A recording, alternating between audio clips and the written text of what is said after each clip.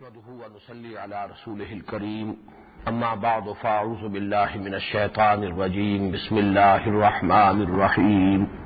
يا ايها الناس اعبدوا ربكم الذي خلقكم والذين من قبلكم لعلكم تتقون الذي جعل لكم الارض فراشا والسماء بناء وأنزل من السماء ماء فأخرج به من الثمرات رزقا لكم فلا تجعلوا لله أندادا وأنتم تعلمون وإن كنتم في ريب مما نزلنا على عبدنا فأتوا بسورة من مثله وادعوا شهداءكم من دون الله إن كنتم صادقين فإن لم تفعلوا ولن تفعلوا فاتقوا النار التي وقودها الناس والحجارة أعدت للكافرين وبشر الذين آمنوا وعملوا الصالحات أن لهم جنات تجري من تحتها الأنهار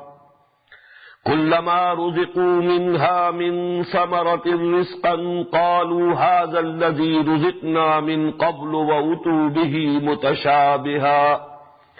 ولهم فيها أزواج مطهرة وهم فيها خالدون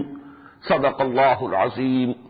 رب اشرح لي صدري ويسر لي أمري واحلل عقدة من لساني يفقهوا قولي اللهم ربنا ألهمنا رشدنا واعذنا من شرور أنفسنا اللهم أرنا الحق حقا وارزقنا اتباعه وأرنا الباطل باطلا وارزقنا اجتنابه اللهم اجعلنا من عبادك المخلصين اللهم اجعلنا من عبادك المتقين آمین یا رب العالمین۔ سورہ بقرہ کے تمہیدی مضامین میں نے جو باتیں اس سے قبل عرض کی ہیں اور ان کے ضمن میں اس سورہ مبارکہ کے مضامین کا جو تجزیہ بیان کیا ہے اس کے بعض امور کو آج پھر ذہن میں تازہ کر لیں۔ یاد ہوگا کہ میں نے مضامین کے اعتبار سے اس سورہ مبارکہ کے لیے ایک نام تجویز کیا ہے، سورۃ الامتین، دو امتوں والی سورت، اس لیے کہ یہ دو نصفین پر مشتمل ہے۔ جیسے سورہ فاتحہ کے بارے میں جو حدیث قدسی میں الفاظ آئے، قسمت الصلاۃ بینی و بین عبدی نصفین، میں نے نماز کو اپنے اور اپنے بندے کے مابین آدھا آدھا تقسیم کر لیا ہے۔ اسی طرح یہ سورہ مبارکہ بھی نصفین میں منقسم ہے۔ اس کا نصف اول، اس میں روح سخن اور براہ راست خطاب سابقہ امت مسلمہ یعنی بنی اسرائیل سے ہے، یہود سے ہے۔ اس کا نصف ثانی، اس میں خطاب جو موجودہ امت مسلمہ ہے جس کی تاسیس ہوئی بعثت محمدی صلی اللہ علیہ وسلم کی بنیاد پر اور خانہ کعبہ کی مرکزیت کے گرد، اس میں سارا خطاب نصف ثانی میں اس موجودہ امت مسلمہ سے ہے، امت محمد سے صلی اللہ علیہ وسلم۔ پھر جو پہلا حصہ ہے، یاد ہوگا کہ اس کے بھی میں نے 3 حصے آپ کے سامنے بیان کیے، 18 رکوعوں پر مشتمل ہے یہ پہلا حصہ، آیات 152 ہیں۔ دوسرے حصے میں 22 رکوع ہیں لیکن آیات 134 ہیں۔ اس اعتبار سے تقریباً مساوی کا معاملہ ہے، متوازن تقسیم ہے۔ لیکن یہ جو 18 رکوع ہیں ان میں سے 10 یا 10.25 کہہ لیجئے، ان میں تو براہ راست خطاب ہے، یا بنی اسرائیل، براہ راست یہود سے خطاب۔ لیکن ابتدا میں 4 رکوع تمہیدی اور پھر اس کے بعد 4 رکوع تحویلی۔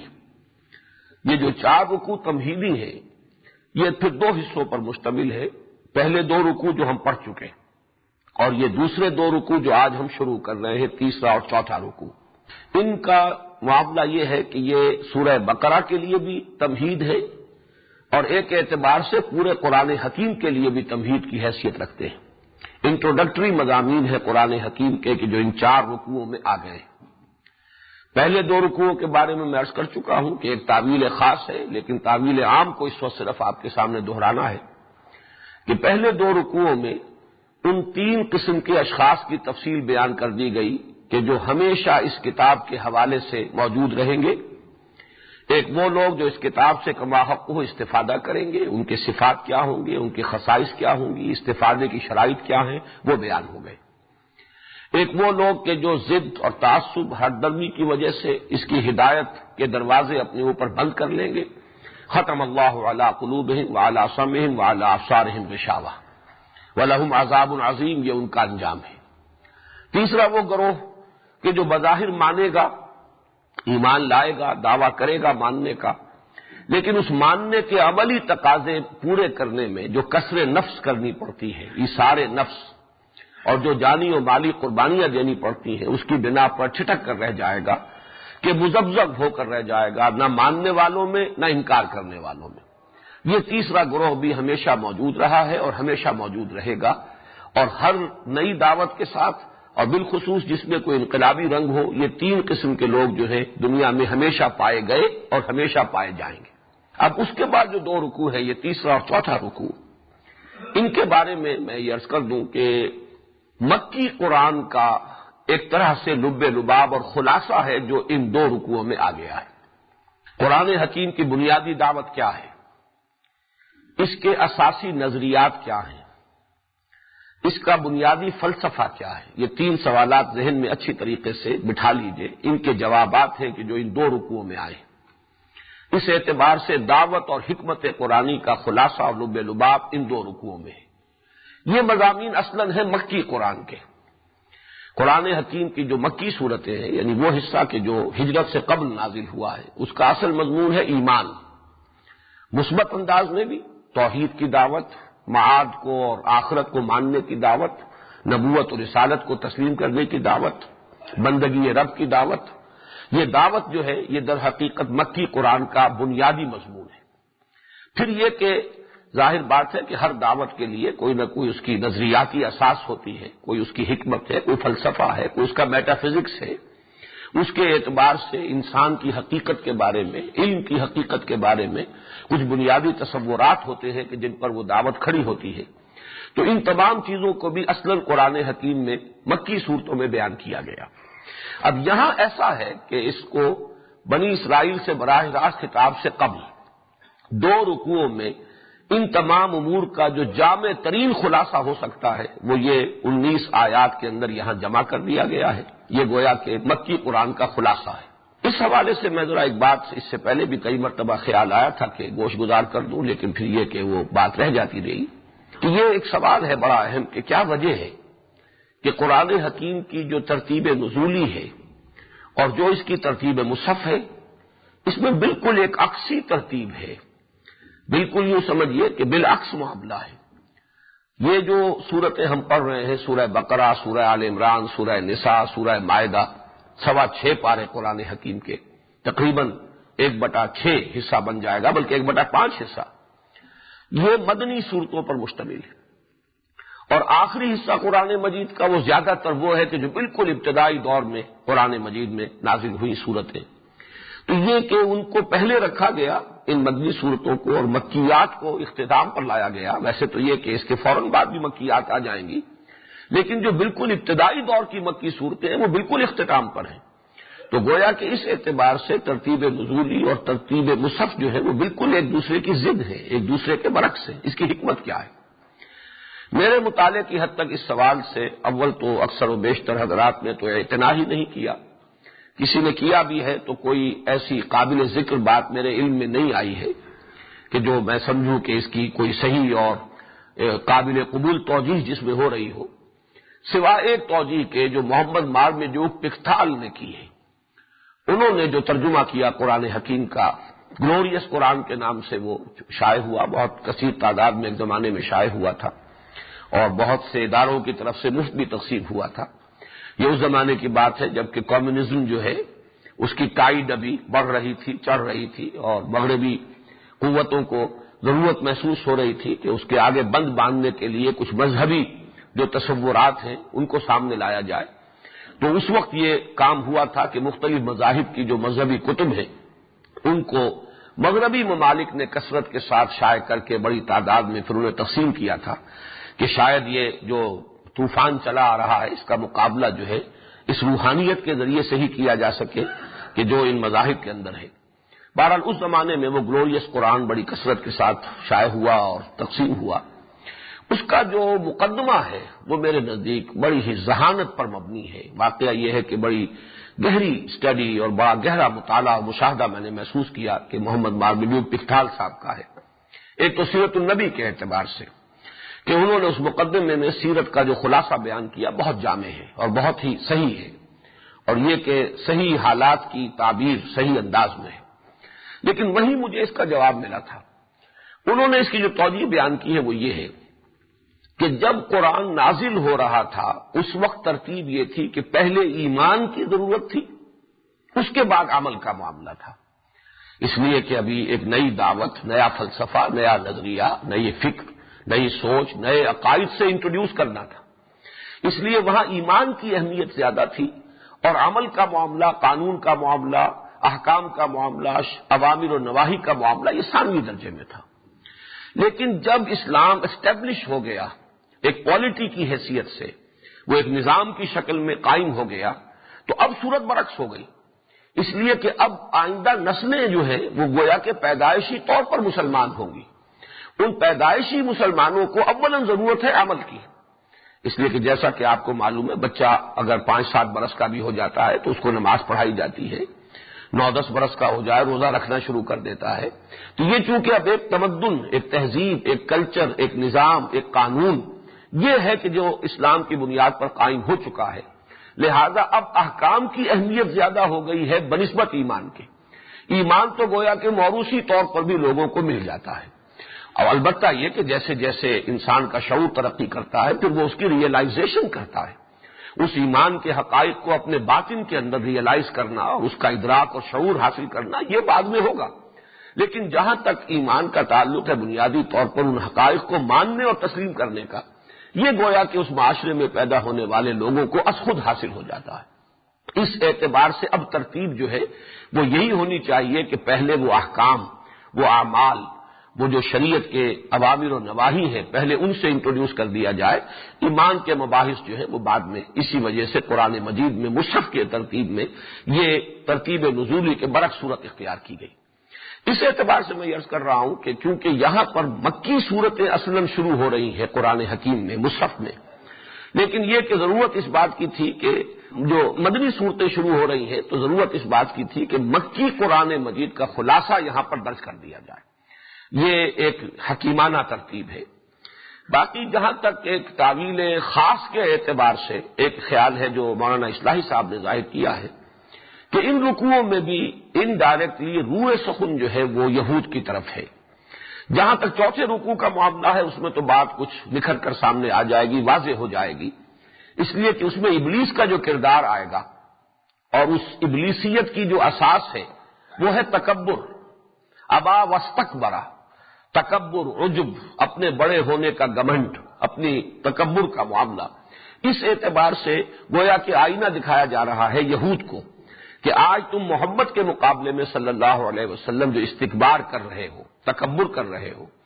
اور اپنے آپ کو ان سے بالا تر سمجھتے ہوئے ان کی دعوت کو رد کر رہے ہو، تو در حقیقت یہ شیطنت ہے.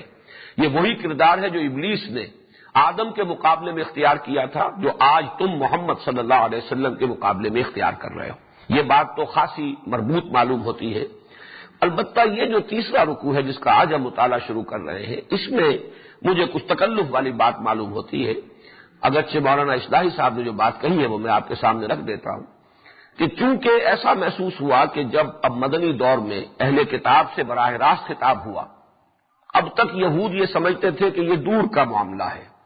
مکے والے جانے محمد صلی اللہ علیہ وسلم وہاں دعوت دے رہے ہیں، ان کے لیے ایک مسئلہ ہے جو پیدا ہوا ہے،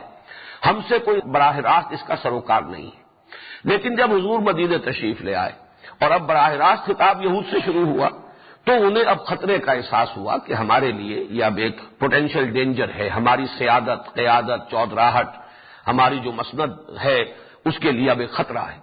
اس اعتبار سے انہوں نے نہ صرف یہ کہ مدینے میں براہ راست حضور صلی اللہ علیہ وسلم کی مخالفت کی شدت اختیار کی، انہوں نے ریشہ دوانی اور سازشی کردار شروع کر دیا اور بنی اسماعیل کو بھی، مکے والوں کو بھی ورغلانے کے لیے ہر ممکن کوشش کی. کہ کسی طریقے سے وہاں سے بھی اس دعوت کے جو قدم ہے وہ آگے اب بڑھنے نہ پائیں. جتنا کچھ بھی وہاں ہو چکا ہے اور وہاں سے جتنے لوگ بھی یہاں آ گئے ہجرت کر کے، لیکن یہ کہ آگے وہاں بھی اس دعوت کا سد باب کیا جائے. تو ان کی اس کوشش کے توڑ کے لیے یہ ہے مولانا اصلاحی صاحب کا موقف کہ اس رکوع میں اگرچہ بظاہر تو یا ایھا الناس کہا جا رہا ہے، لیکن حقیقت میں یہ بنی اسماعیل سے خطاب ہے. گویا کہ بنی اسماعیل کو آگاہ کیا جا رہا ہے کہ یہود کی ریشہ دوانی سے اثر پذیر نہ ہو اور جو اصل حقیقت ہے اس کو قبول کرو کھلے دل کے ساتھ، کھلے ذہن کے ساتھ، اس لیے کہ اسی میں تمہارے لیے بھلائی ہے، اسی میں تمہارے لیے خیر ہے. اور یہود جو کچھ کر رہے ہیں تمہیں ورگلانے کے لیے وہ حسد کی بنیاد پر کر رہے ہیں. یہ گویا کہ ایک تعویل ہے کہ اگر ہم ان دو رکوعوں کو بھی خاص کانٹیکسٹ جو ہے سورہ بقرہ کے نصف اول کا کانٹیکسٹ کہ جس میں روح سخن ہے بنی اسرائیل کی طرف، اگر اس کے حوالے سے دیکھیں تو یہ ایک بات ہے، اگرچہ بظاہر میرے نزدیک اس میں تکلف کا انداز زیادہ ہے. بات زیادہ صحیح وہی ہے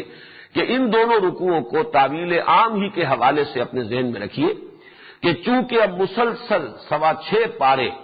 مدنی صورتیں ہی چلنی ہے اور اسی کے مضامین، اسی کے اوامر و نواہی اور وہی مضامین آئیں گے کہ جو مدنی صورتوں کے مستقل مضامین ہیں، لہذا شروع میں یہ مکی قرآن کی دعوت اور حکمت کا خلاصہ ہے کہ جو ان دو رکوعوں میں درج کر دیا گیا. ان میں سے بھی آج ہم صرف تیسرے رکوع کا نصف اول پڑھیں گے. یہ 5 آیات ہیں جو ابھی میں نے تلاوت کی ہیں، اور ان میں واقعہ یہ ہے کہ ایک طرف قرآن کی دعوت کیا ہے، اس کا جوہر، اس کا لب لباب، اس کا خلاصہ آ گیا ہے، اور دوسرے یہ کہ جو اس کے اساسی نظریات ہیں. اساسی نظریات کیا ہیں؟ توحید، معاد، رسالت. یہ 3 چیزیں ہیں کہ جن کو ہم جمع کرتے ہیں تو لفظ ایمان وجود میں آتا ہے.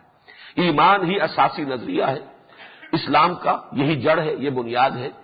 اور اس میں توحید اور رسالت اور معاد، ان تینوں کے بارے میں ان 5 آیات میں بڑی ہی خوبصورتی کے ساتھ، جامعیت کے ساتھ وہ مضامین جو بہت تفصیل کے ساتھ، بہت تشریح کے ساتھ، بہت شرح و بسط کے ساتھ مکی صورتوں میں آئے ہیں، یہاں ان کا بہت ہی جامع خلاصہ آ گیا ہے. بس اس تمہید کے بعد اب شروع کیجئے. یا ایھا الناس اعبدوا ربکم الذی خلقکم والذین من قبلکم لعلکم تتقون. یا ایھا الناس، اے لوگو. یہ ناس کے لفظ کے بارے میں بھی میں تفصیلاً عرض کر چکا ہوں، لغوی بحث، انسان اور انس اور پھر ناس کیسے بنا ہے. اب وہ ساری چیزیں جو ہے وہ بار بار دہرائی جانے والی نہیں ہے. اس وقت اس آیت کے حوالے سے جو یہ لفظ جو شروع کا اس کا انداز ہے اس سے یہ بات نوٹ کر لیجئے کہ یہاں پوری نوع انسانی سے خطاب ہو رہا ہے. مولانا اصلاحی صاحب کے نزدیک تو تعویل خاص کے اعتبار سے یہاں مراد بنی اسماعیل ہے. گویا کہ اگرچہ خطاب عام ہے لیکن اس سے مراد ایک خاص گروہ ہے بنی اسماعیل. لیکن جیسا کہ میں عرض کر چکا ہوں میرے نزدیک یہ خطاب عام ہے اور یہ قرآن مجید کی بنیادی دعوت کا خلاصہ ہے جو ابدی دعوت ہے. اور اس دعوت کے مخاطب جو ہے وہ کوئی قبیلہ نہیں ہے، کوئی قوم نہیں ہے، کسی ملک کے لوگ نہیں ہے، کسی خاص نسل سے متعلق نہیں ہے، بلکہ یا ایھا الناس، اے بنی نوع آدم، اے بنی آدم، اے نوع انسان، اے لوگو، اے انسانوں. یہ اس اعتبار سے بہت اہم ہے کہ دونوں اعتبارات سے اگر آپ تقابل کریں گے تو قرآن مجید کی یہ دعوت یا اسلام کی یہ دعوت منفرد نظر آئے گی. دنیا میں جتنی بھی دعوتیں ہیں، ظاہر بات ہے کہ مختلف دعوتیں موجود ہیں، مختلف نظام ہیں، مختلف فکر ہیں، مختلف نظریات ہیں، ان کی طرف بلانے والے موجود ہیں. لیکن یہ ہے کہ ایک طرف انبیاء کرام کی دعوت، دوسری طرف دنیا میں جو دوسری تمدنی اور مادی قسم کی دعوتیں اٹھتی رہی ہیں، ان دونوں سے تقابل کر لیجئے. انبیاء کرام کا معاملہ بھی یہ ہے کہ نبی اکرم صلی اللہ علیہ وسلم سے قبل ہر نبی کی دعوت صرف اپنی قوم کے لیے تھی. یا قوم، یا قوم، یا قوم، کہیں یا ایھا الناس کے الفاظ آپ کو نہیں ملیں گے. یہ پہلی اور آخری دعوت ہے کہ جس میں خطاب عام ہے، انسان سے بحیثیت انسان خطاب ہے. کسی قوم سے نہیں، کسی نسل سے نہیں، کسی قبیلے سے نہیں، کسی ملک سے، کسی علاقے سے نہیں، کسی خاص پیشے سے نہیں، کسی خاص طبقے سے نہیں. اس میں یہاں تک نوٹ کر لیجئے کہ صرف ایک ہے سابقہ انبیاء میں سے حضرت مسیح علیہ السلام، جن کے بارے میں یہ گمان ہو سکتا ہے کہ ان کی دعوت بھی آفاقی ہو گئی، بین الاقوامی ہو گئی، ملکوں اور علاقوں اور نسلوں سے آگے پھیل گئی. لیکن یہ کہ یہ معاملہ بھی عضو قرآن، اس بات کو ذہن میں رکھیے کہ یہ بھی در حقیقت پالزم ہے. پال نے جو ترمیمیں کی ہیں حضرت مسیح علیہ السلام کی تعلیمات میں سے، اس کا مظہر یہ ہے، ورنہ قرآن مجید نے صراحت کے ساتھ کہا ہے حضرت مسیح کے بارے میں رسولاً الی بنی اسرائیل، وہ رسول تھے بنی اسرائیل کی طرف۔ اور حضرت مسیح کے اپنے الفاظ موجود ہیں بائبل میں کہ میں صرف اسرائیل کے گھرانے کی کھوئی ہوئی بھیڑوں کی تلاش میں آیا ہوں۔ یہ الفاظ جو کہ تو موجود ہیں، اب بھی موجود ہیں، میں صرف اسرائیل کے گھرانے کی کھوئی ہوئی بھیڑوں کی تلاش میں آیا ہوں۔ اور ایک تو انداز جو ہے وہ ذرا معلوم ہوتا ہے کہ کچھ نامناسب سا انداز ہے، اور معلوم ہوتا ہے کہ اس میں تحریف ہوئی ہے، کہیں کوئی الفاظ کچھ اور ہوں گے حضرت مسیح علیہ السلام کے، لیکن یہ کہ جنہوں نے بھی انہیں ریکارڈ کیا ہے اس میں کہیں کوئی رد و بدل ہو گیا ہے، وہ مناسب الفاظ معلوم نہیں ہوتے کہ آپ نے روکا باقاعدہ کہ یہ دعوت جو اپنے شاگردوں کو جب تبلیغ کے لیے بھیج رہے تھے تو اس وقت جو ہدایات دی ہیں، جو بڑا طویل سرمن ہے بائبل کے اندر موجود، اس میں یہ بھی ہے کہ تم سوائے بنی اسرائیل کے اور کسی کے سامنے یہ دعوت پیش نہیں کرو گے، اور دیکھو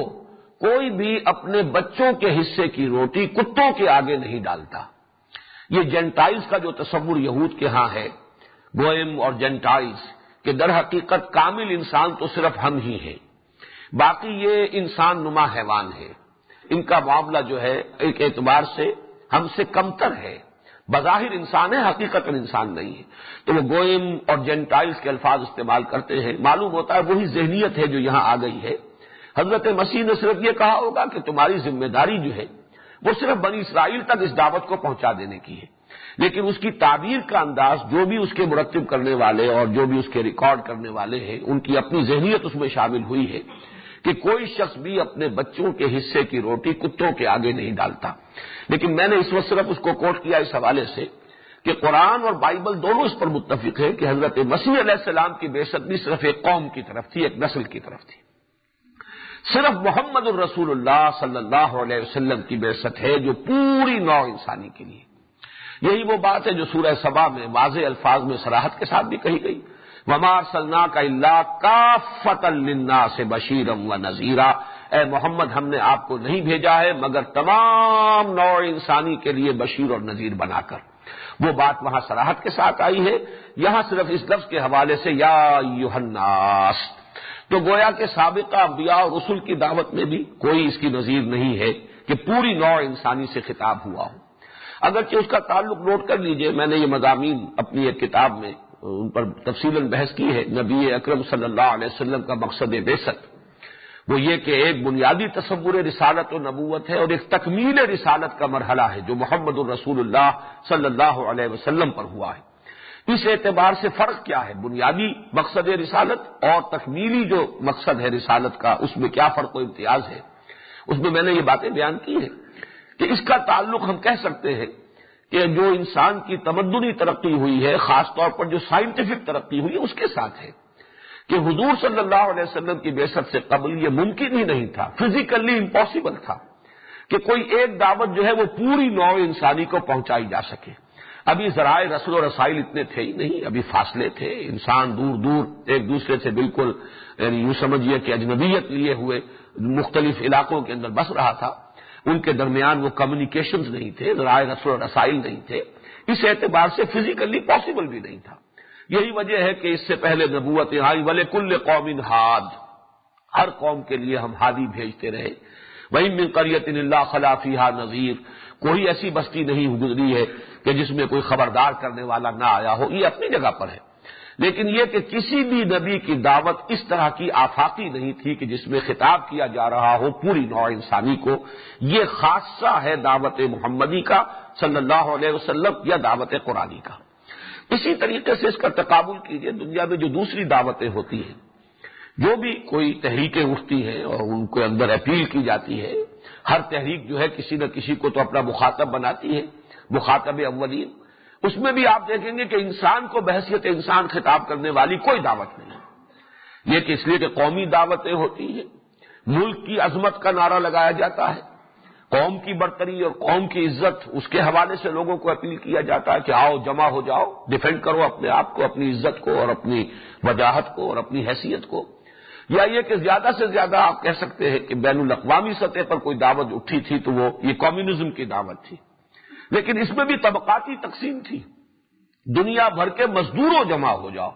اپیل ساری تھی پرولیٹیریٹ کے لیے. بورژویز کے خلاف تو گویا کہ ایک دشمنی، ایک نفرت پیدا کرنا. ان سے کوئی تخاطب نہیں تھا، ان سے خطاب نہیں تھا، ان کے لیے کوئی اپیل نہیں تھی. یہ دعوت صرف محمد الرسول اللہ صلی اللہ علیہ وسلم کی ہے کہ اس میں کسی طبقے سے خطاب نہیں، کسی قوم سے نہیں، کسی نسل سے نہیں، کسی علاقے سے نہیں، بلکہ یہ کہ یا ایھا الناس،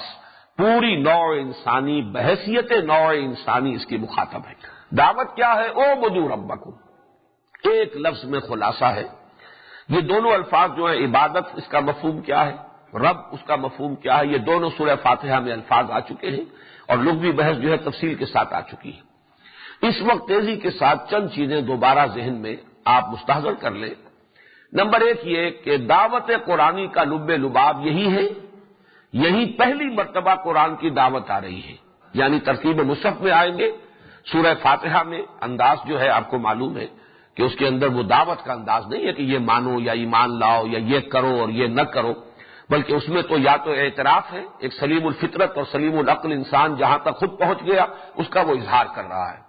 اور اس کے بعد وہ ایک دعا کر رہا، استدعا کر رہا، اہدنا الصراط المستقیم. پھر جو دو رکوع آئے ہیں وہ بھی سارا کلام خبریہ ہے، اس میں کہیں انشائیہ کلام نہیں ہے کہ یہ کرو اور یہ نہ کرو، بلکہ کلام خبریہ ہے. کچھ لوگ وہ ہیں، کچھ لوگ ایسے ہیں، کچھ لوگ ایسے ہیں، ان کا حال یہ ہے، ان کا انجام یہ ہوگا. یہ کلام خبریہ ہے. تو یہ پہلا مقام آ رہا ہے قرآن مجید میں کہ جہاں کلام انشائیہ ہے. یا ایھا الناس اعبدوا ربکم، اے لوگو بندگی اختیار کرو، پرستش کرو اپنے رب کی. اس پہلو سے گویا کہ قرآن مجید کی دعوت کو اگر آپ معین کرنا چاہیں کہ وہ کیا ہے تو اس کا سٹارٹنگ پوائنٹ یہی ہے. اور اسی کے اعتبار سے سورہ ہود کی ابتدائی دو آیات جو ہے وہ ذہن میں رہنی چاہیے. الف لام را کتاب احکمت آیاتہ ثم فصلت من لدن حکیم خبیر اللہ تعبدوا الا اللہ. یہ ہے دعوت. الف لام را یہ ایک ایسی کتاب ہے کہ جو محکم کی گئی ہے، اس کی آیات بڑی پختہ کی گئی، پھر ان کی تفصیل کی گئی اس ہستی کی جانب سے کہ جو علیم ہے اور حکیم ہے. اور یہ کس لیے نازل ہوئی؟ اللہ تعبدوا الا ایاہ، اللہ کے سوا کسی اور کی بندگی مت کرو. تو ایک ہی اسلوب ہوا، ایک مثبت ہے اعبدوا ربکم الذی خلقکم والذین من قبلکم، و یہاں ہے لا تعبدوا الا اللہ، مت بندگی کرو، پرستش کرو اللہ کے سوا کسی کی. یہ گویا کہ اسی کا منفی اسلوب ہے. تو قرآن کی دعوت کا لب لباب اور خلاصہ ان دو الفاظ میں ہے. پھر یہ کہ اگر آپ مکی صورتوں میں جو تفصیل سے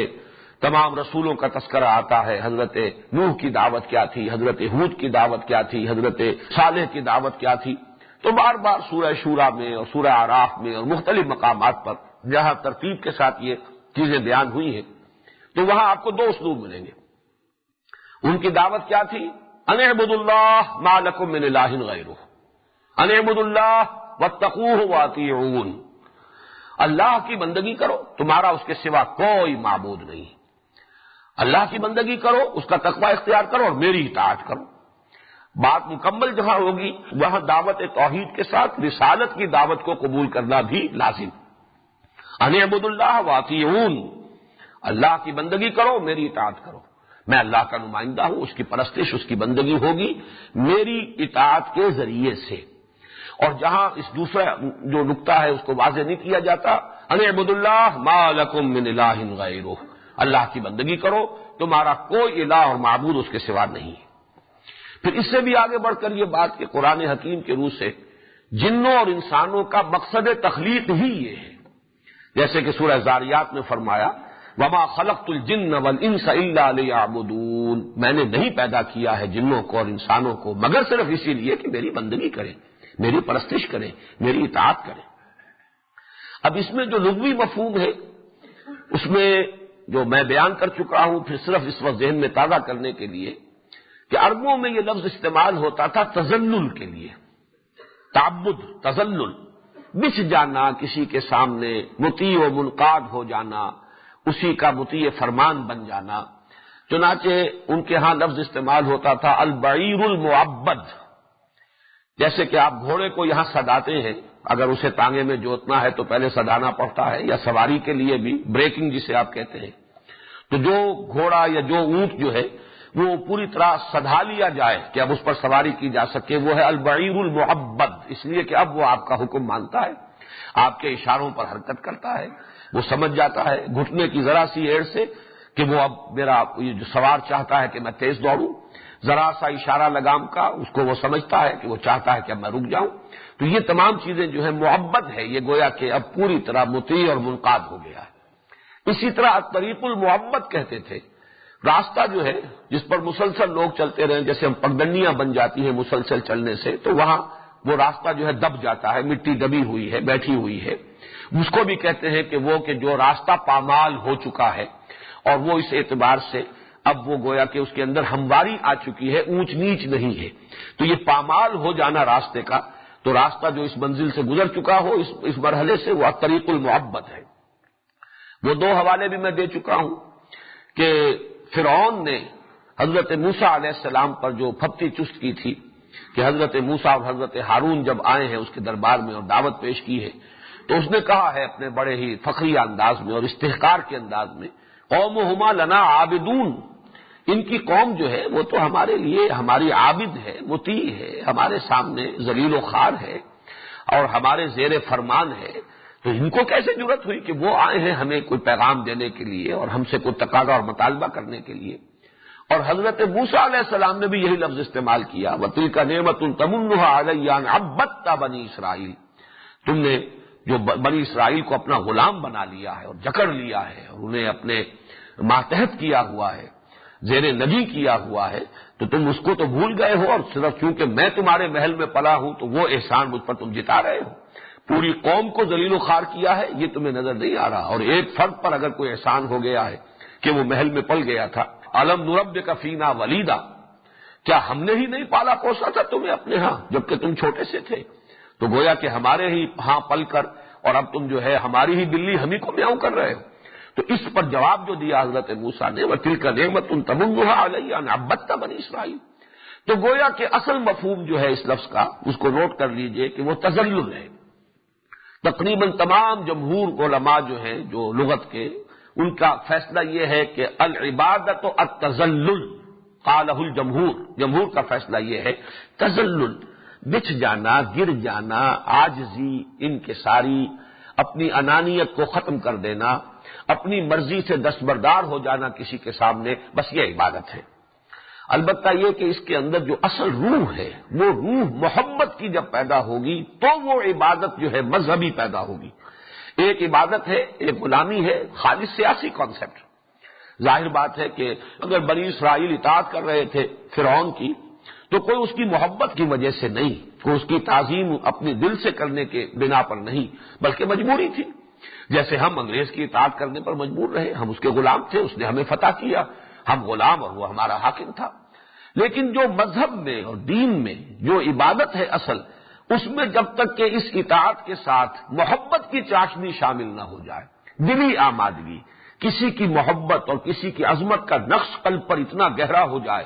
کہ اس کی وجہ سے انسان خود اس کی اطاعت اختیار کرے، اپنی دلی آمادگی کے ساتھ اپنے آپ کو اس کے سامنے بچھا دے،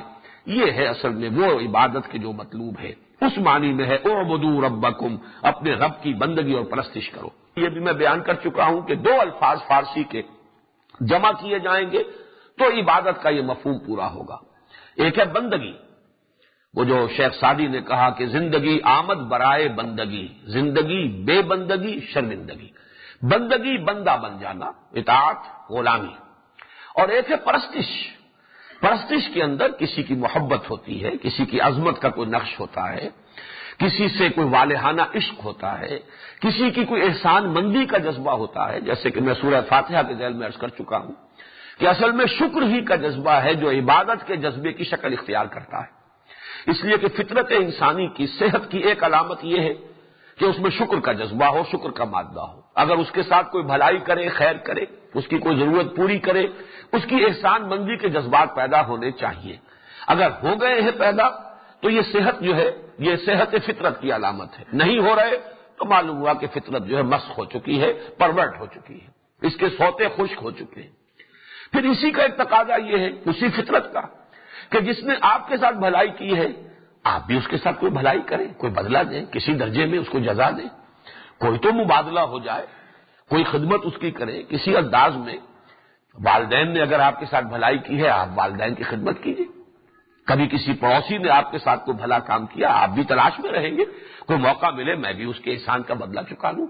هل جزاء الاحسان الا الاحسان، احسان کا بدلہ تو احسان ہی ہو سکتا ہے، یہ بھی فطرت کا تقاضا ہے. لیکن اب اگر تو کوئی محسن ایسا ہے جس کا کہ آپ احسان کا کچھ بدلہ دے سکیں تو ٹھیک ہے،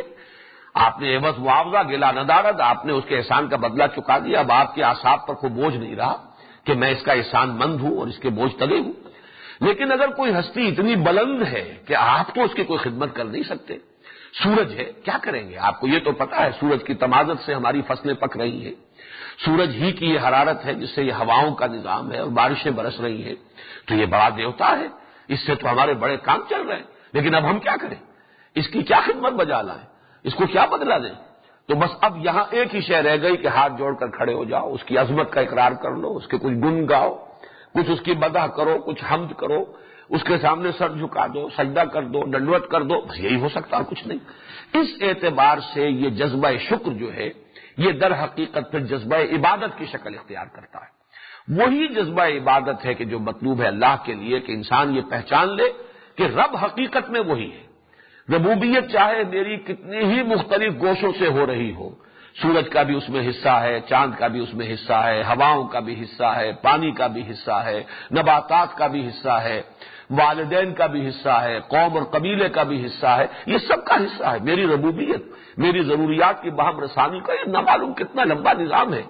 لیکن یہ کہ یہ سارا سلسلہ ایک رب ہے، اصل رب. ربوبیت کے یہ سارے سلسلے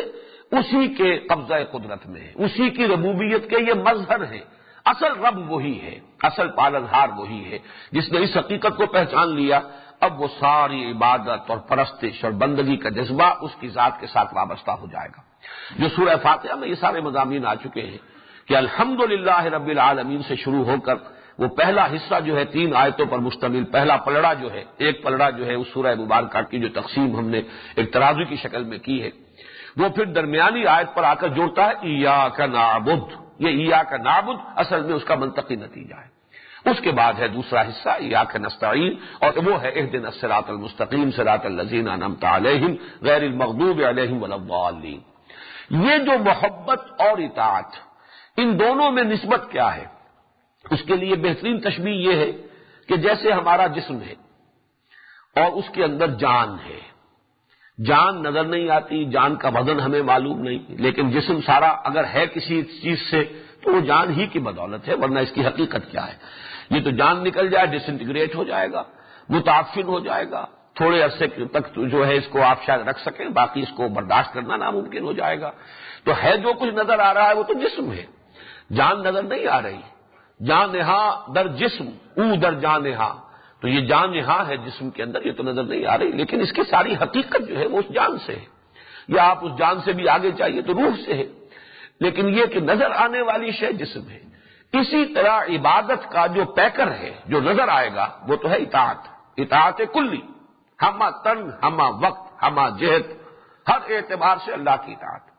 لیکن اس کی اصل روح جو ہے، اس کی جان جو ہے وہ محبت ہے.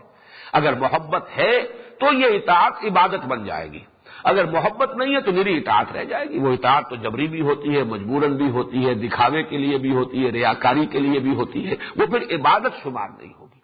جب تک کہ اس کے اندر وہ روح جو ہے، وہ اصل جان جو ہے، وہ محبت کی اس کے اندر سرایت کیے ہوئے نہ ہو. اس حقیقت کو امام ابن تیمیہ نے بھی بیان کیا بہت خوبصورت الفاظ میں کہ لفظ العبودیت یتضمن کمال الذل و کمال الحب.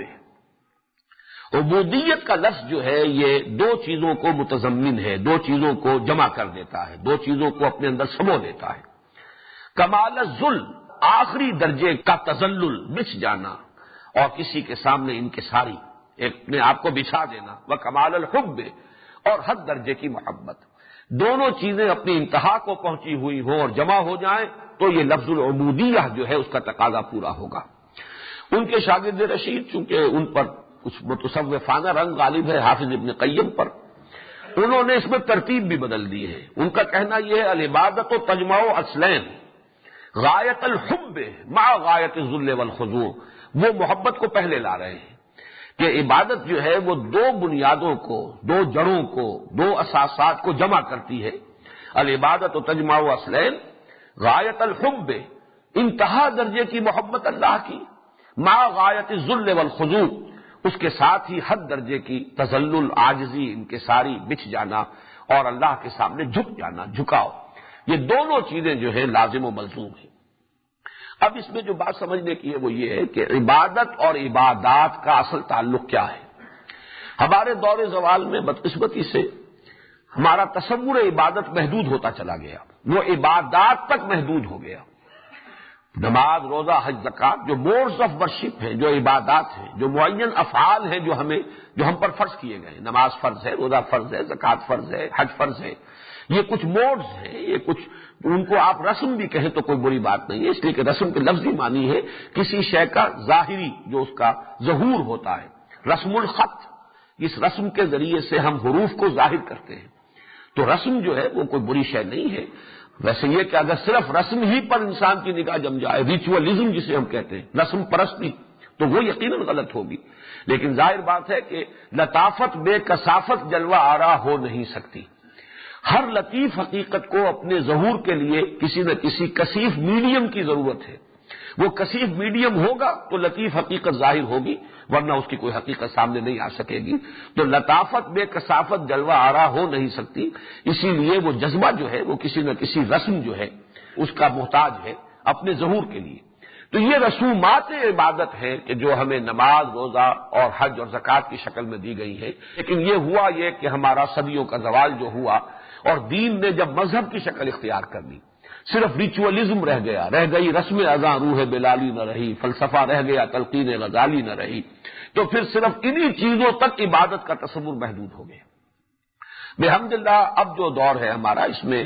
بہت سے اہل قلم کی کوششوں سے اور بہت سے مصنفین اور مفکرین اس دور میں جو سامنے آئے ہیں، ان کی اجتماعی جد و جہد کا نتیجہ یہ ہے کہ اب یہ حقیقت تو بالکل واشگاف ہو چکی ہے کہ عبادت سے مراد ہے پوری زندگی میں اللہ کی بندگی اور اطاعت، یہ اس کا ایک لازمی حصہ ہے، ورنہ تو در حقیقت ایک تناقض ہے، پھر تضاد ہے کہ نماز میں ہم کھڑے ہوں تو اللہ کی بندگی کر رہے ہیں، اور جب نماز سے فارغ ہو جائیں تو پھر اب اپنی منمانی، اپنے نفس پرستی، اپنے معاشرے کا جو چلن ہے یا جو بھی سکہ رواں ہے، اب ہم اس کی اطاعت شروع کر دیں، اس کی پیروی کریں، تو یہ تو لما تقولون ما لا تفعلون ہے۔ ہم آہنگی اسی صورت میں ہوگی کہ یہ بالکل ایک ہی رنگ ہو، بس یوں سمجھیے کہ نماز کی حالت میں وہ رنگ بہت گہرا ہے، اس لیے کہ ہمہ تن ہمہ وجوہ اسی پر ارتکاز ہے۔ انی وجہت وجہی للذی فطر السماوات والارض حنیفا وما انا من المشرکین، باقی ہر شے سے منقطع ہو کر، اپنا تعلق توڑ کر، اپنی توجہ کو ہٹا کر ارتکاز کی ہے توجہ کی اللہ تعالی کی طرف۔ یہ گویا کہ اس عبادت کا رنگ یہاں گہرا ہے، باقی یہ کہ اس کے ساتھ ہم آہنگی ہونی چاہیے۔ اسی رنگ میں رنگی ہوئی پوری زندگی، اسی رنگ میں رنگا ہوا پورا انسان کا بیہیویئر، پورا طرز عمل، سارے معاملات اگر نہیں ہے تو یہ تناقض ہے، یہی پھر منافقت کی طرف انسان کو لے جانے والی شے ہے۔ اس اعتبار سے یہ تصور عبادت جو ہے میں سمجھتا ہوں کہ اب بہت حد تک لوگوں کے سامنے آ چکا ہے۔ البتہ اس میں یہ محبت والا پہلو، چونکہ یہ سابق زمانے میں کچھ صوفیہ کا موضوع رہا، ہماری بدقسمتی یہ بھی ہے کہ اڑائے کچھ ورق لالے نے، کچھ نرگس نے، کچھ گل نے، چمن میں ہر طرف بکھری ہوئی ہے داستاں میری، دین کے جو ایک حقیقت واحدہ تھی اس کے اجزاء کیے گئے، اور وہ اجزاء مختلف طبقات نے سنبھال لیے، وہ ان کی گویا کہ ایک ایکسکلوسیو ڈومین ان کا بن گیا، گویا محبت اور عشق کی بات تو کریں گے صرف صوفیہ، باقی جو فارم ہے، جو شکل ہے ظاہری، نماز کی، روزے کی، اس کے قوانین و قواعد، اس کی بات کریں گے فقہا۔ ہمارے جو جدید مفکرین ہیں دین کے، اور ان میں میں دین کے جو داعی ہیں ان کو بھی شریک کرتا ہوں، جو احیائی تحریکیں چل رہی ہیں ان کے اندر جو لوگ بھی سرگرم ہیں، ان سب کو عام طور پر تصوف سے ایک قد ہے اور بعد ہے، کچھ مختلف اسباب ہیں اس کے، جس کی وجہ سے کہ اس سے ایک طرح کی الرجی ڈیولپ ہوئی ہے، اور اس کی وجہ سے یہ محبت اور عشق کی باتیں جو ہے معلوم ہوتا ہے کہ ان سے بھی انہیں ایک طرح کا بعد اور ایک طرح کی جو دوری جو ہے ان کی اپنی اپروچ کے اندر پیدا ہوئی۔ اس کی ضرورت ہے کہ اس کمی کو پورا کیا جائے کہ جو اہمیت ہے محبت کی، کہ جب تک محبت کی چاشنی شامل نہ ہو محض اطاعت عبادت نہیں ہے، اس کو پورے ایمفیسس کے ساتھ، پورے شد و مد کے ساتھ، پورے زور کے ساتھ، اور اسی لیے میں نے حافظ ابن قیم اور امام ابن تیمیہ رحمہم اللہ دونوں کی عبارتیں جو ہیں آپ کو پھر سنائی ہیں۔ اس پر میں نے تقریر، جیسا کہ میں نے آپ کو بتایا 15-20 سال پہلے کی پرانی بات ہے، اور وہ تقریر میں نے اسی ایک آیت پر یا ایھا الناس اتقوا ربکم الذی خلقکم والذین من قبلکم لعلکم تتقون، اس پر ایک مکمل تقریر کی تھی، جو ابھی حال ہی میں پھر میثاق کے اکتوبر اور نومبر کے شماروں میں وہ دو قسطوں میں چھپ چکی ہے۔ جن حضرات کو دلچسپی ہو وہ اس کو لیں، اس کا مطالعہ کریں۔ بہرحال یہ جو عبادات کا تعلق ہے کہ عبادت ہے اطاعت مطلق، ہمہ تن ہمہ وقت ہمہ وجوہ، لیکن محبت کے جذبے سے سرشار ہو کر۔ اب اس کا کیا تعلق ہے عبادات کے ساتھ، اسے بھی بڑے ہی اختصار کے ساتھ سمجھ لینا چاہیے کہ یہ عبادت آسان نہیں ہے، اس میں بڑی رکاوٹیں ہیں۔ سب سے بڑی رکاوٹ ہمارا نفس ہے، پھر یہ کہ بھول جانا، اس لیے کہ انسان اس دنیا میں ہے، اس کے معمولات ہیں، اس کی مصروفیات ہیں، مشغولیات ہیں، مختلف اثرات اس پر پڑ رہے ہیں ماحول کے، ان سے اپنے آپ کو بچا کر رکھنا کہ اپنے اس عہد پر انسان کاربند رہے کہ اللہ ہی کی بندگی کرنی ہے، اللہ ہی کی اطاعت کرنی ہے۔ تو گویا کہ بہت سے خارجی اور داخلی موانع ہیں، اسی لیے علامہ اقبال نے کہا چمی گویم مسلمانم بے لرزم کہ دانم مشکلات لا الہ۔ میں جب یہ کہتا ہوں کہ میں مسلمان ہوں تو مجھ پر کب کبھی طاری ہوتی ہے، اس لیے کہ مجھے معلوم ہے لا الہ الا اللہ کہہ دینا اور اللہ کی بندگی کا اقرار کر لینا بہت آسان ہے، لیکن اس پر پورے اترنا بہت مشکل ہے۔ اس میں مختلف پہلوؤں سے جو رکاوٹیں ہیں، اصل میں ان کی تسہیل، ان کی تیسیر، ان کو آسان بنانے کے لیے اللہ نے یہ 4 عبادات عطا کی۔ نماز اس لیے ہے کہ آپ بھول نہ جائیں، مبادا آپ بھول جائیں، اس بھول سے نکالنے کے لیے 5 مرتبہ زندگی کے معمولات میں سے نکلو۔ جو لوگ اس سے آگے کریں اور بھی نفلی نمازیں پڑھیں، ان کا معاملہ تو اور آگے کا ہے، لیکن فرض نمازیں 5 ہیں، 5 مرتبہ اپنی زندگی کے معمولات کو توڑ کر آؤ اور اپنے عہد بندگی کو تازہ کرو۔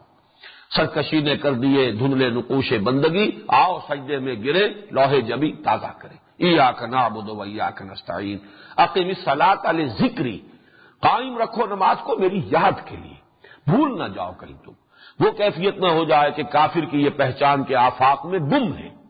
مومن کی یہ پہچان کہ گم اس میں ہے آفاق، یہ کیفیت ہونی چاہیے، اور اس کے لیے نماز یہ گویا کہ ستون ہے۔ الصلاۃ و عماد الدین، یہ تو تمہارے معمولات کو جکڑ لے، زندگی کے تمام تمہارے معمولات اس کے گرد ریوالو کرے، یہ مرکز بن جائے، یہی اس کا اصل عمود بن جائے اور عماد الدین بن جائے۔ پھر یہ کہ نفس کے تقاضے،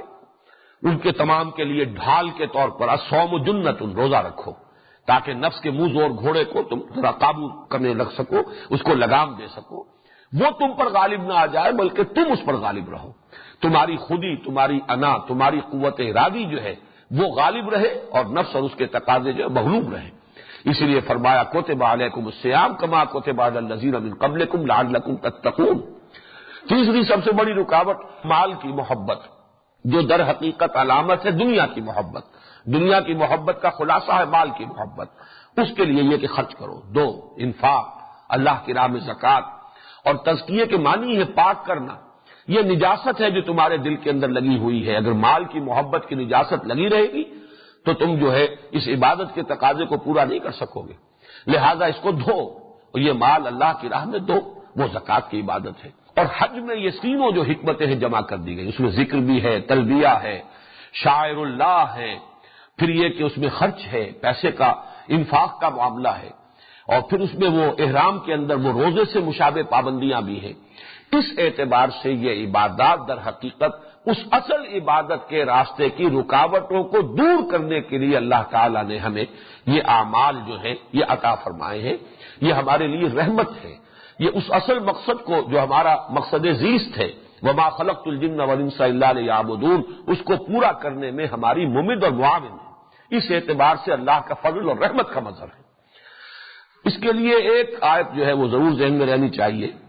اور وہ اس عبادت کو ان عبادات سے جدا کرنے کے لیے کہ واو عطف درمیان میں آیا ہے، سورہ بینہ کی آیت نمبر 5، وما امروا الا لیعبدوا اللہ مخلصین لہ الدین حنفاء ویقیموا الصلاۃ ویؤتوا الزکاۃ وذلک دین القیمہ۔ انہیں حکم نہیں دیا گیا تھا مگر اس کا کہ اللہ ہی کی بندگی کرے، یکسو ہو کر خالص اسی کی بندگی کرے، حنیف ہو کر، مخلصین لہ الدین، اطاعت کو اس کے لیے خالص کرتے ہوئے، کہیں بھی کوئی اس کے دوغلا پن پیدا نہ ہو، وہ یکسو ہو، یک رنگ ہو، اللہ ہی کی عبادت ہو پوری زندگی میں۔ وما امروا الا لیعبدوا اللہ مخلصین لہ الدین، اطاعت کو اس کے لیے خالص کرتے ہوئے، حنفاء، پورے یکسو ہو کر، وَيُقِيمُوا الصَّلَاةَ وَيُؤْتُوا الزَّكَاةَ وَذَلِكَ دِينُ الْقَيِّمَةِ، اور قائم کریں نماز اور ادا کریں زکوٰۃ، اور یہی ہے دین قیم۔ اس سے گویا کہ اس اصل عبادت، اس کا اصل مفہوم مخلصین لہ الدین حنفاء، اور پھر یہ کہ اس کے لیے جو اللہ تعالیٰ نے ہمیں دو عبادات عطا فرمائی، دو بنیادی ہیں، اس کے ساتھ صوم ہے، پھر حج ہے، لیکن ان میں سے اہم تر جو ہے، دو ستون جو ہے اہم تر، ان میں سے نماز اور زکوٰۃ ہے۔ اب آئیے اس کے بعد فرمایا یا ایھا الناس اعبدوا ربکم الذی خلقکم۔ یہ میں پہلے بیان کر چکا ہوں کئی مرتبہ کہ قرآن مجید میں ربوبیت کو مقدم رکھا جاتا ہے تخلیق پر، حالانکہ واقع کے اعتبار سے تخلیق مقدم ہے ربوبیت پر۔ پہلے کسی شے کو پیدا کیا ہے، اس کا وجود ہے، اب اس وجود کے لیے ترقی ہے، اس کے تقاضے ہیں، اس کی ضروریات ہیں، اس کی پرورش ہے، تو عملاً تو یہ ترتیب یہ ہے۔ جیسے ابھی ہم نے بحث کی کہ نزول میں تو ترتیب یہ ہے کہ مکی صورتیں جو بالکل آخر میں ہیں وہ سب سے پہلے نازل ہوئیں، اور یہ مدنی صورتیں جو بالکل شروع میں ہیں مصحف کے، یہ بعد میں نازل ہوئی ہیں، کم سے کم یہ کہ 13 برس بعد نازل ہو رہی ہیں مدنی دور میں۔ لیکن یہ ہے کہ ترتیب مصحف اور ترتیب نزولی میں وہ فرق ہے، وہ حکمت کی بنیاد پر ہے، بغیر حکمت نہیں۔ اسی طرح تخلیق مقدم ہے ربوبیت پر، لیکن قرآن ہمیشہ ربوبیت کا ذکر پہلے کرتا ہے تخلیق پر۔ اقرأ بسم ربک الذی خلق، پڑھو اپنے رب کے نام سے جس نے پیدا کیا۔ خلق بعد میں آیا، رب پہلے آیا۔ اسی کی مثال یہ بھی ہے، اس کی وجہ میں بیان کر چکا ہوں کہ انسان کا جو شعوری ارتقاء ہوتا ہے اس کے اعتبار سے ترتیب یہ ہے۔ چھوٹا سا بچہ ہے، اسے بھی اپنی ضرورتوں کا احساس ہے، بھوک لگی ہے روتا ہے، ضرورت کا احساس ہے۔ اب ماں نے دودھ پلایا ہے، اس کا ایک اثر اس کے نفسیات کے اوپر، اس کا ایک تاثر قائم ہوگا۔ ماں سے یہ محبت کیوں ہے؟ اسی لیے کہ اس کی جو ضرورت تھی وہ ماں سے پوری ہوئی ہے۔ ذرا اور بڑھتا ہے، اسے معلوم ہوتا ہے کہیں سے کوئی خطرہ ہو، اندیشہ ہو، میرا یہ کنبہ قبیلہ، میرا بھائی، میری بہن، یہ میرے محافظ ہیں۔ تو یہ جو اپنے ضروریات کا اور اپنے تحفظات کا شعور ہے، یہ ہے انتہائی بنیادی۔ وہ تو کہیں جا کر اوپر جب وہ جوان ہوگا، شعور اس کا جو ہے وہ اپنی پختگی کو پہنچے گا، تو اپنا وجود، اپنی ہستی، پھر اس کی تخلیق، کس مرحلے سے میں گزرا ہوں، یہ بہت بعد کی بات ہے۔ اس اعتبار سے شعور انسانی کا جو ارتقائی عمل ہے اس میں مقدم ہے تصور ربوبیت۔ تو یا ایھا الناس اعبدوا ربکم الذی خلقکم۔ اچھا، اس میں دلیلیں بھی آ گئی۔ وہی رب ہے تمہارا، وہی تمہارا خالق ہے، لہذا وہی ذات واحد عبادت کے لائق، اس کے علاوہ کسی اور کی تم بندگی کرتے ہو، نہ وہ تمہارا رب ہے نہ تمہارا خالق ہے۔ اپنے نفس کی بندگی کرو گے، وہ نفس تمہارا خالق نہیں، تمہارا رب نہیں۔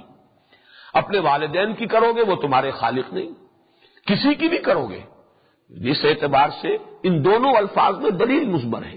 یا ایھا الناس اعبدوا ربکم الذی خلقکم، بندگی اور پرستش اختیار کرو اپنے اس رب کی جس نے تمہیں پیدا کیا۔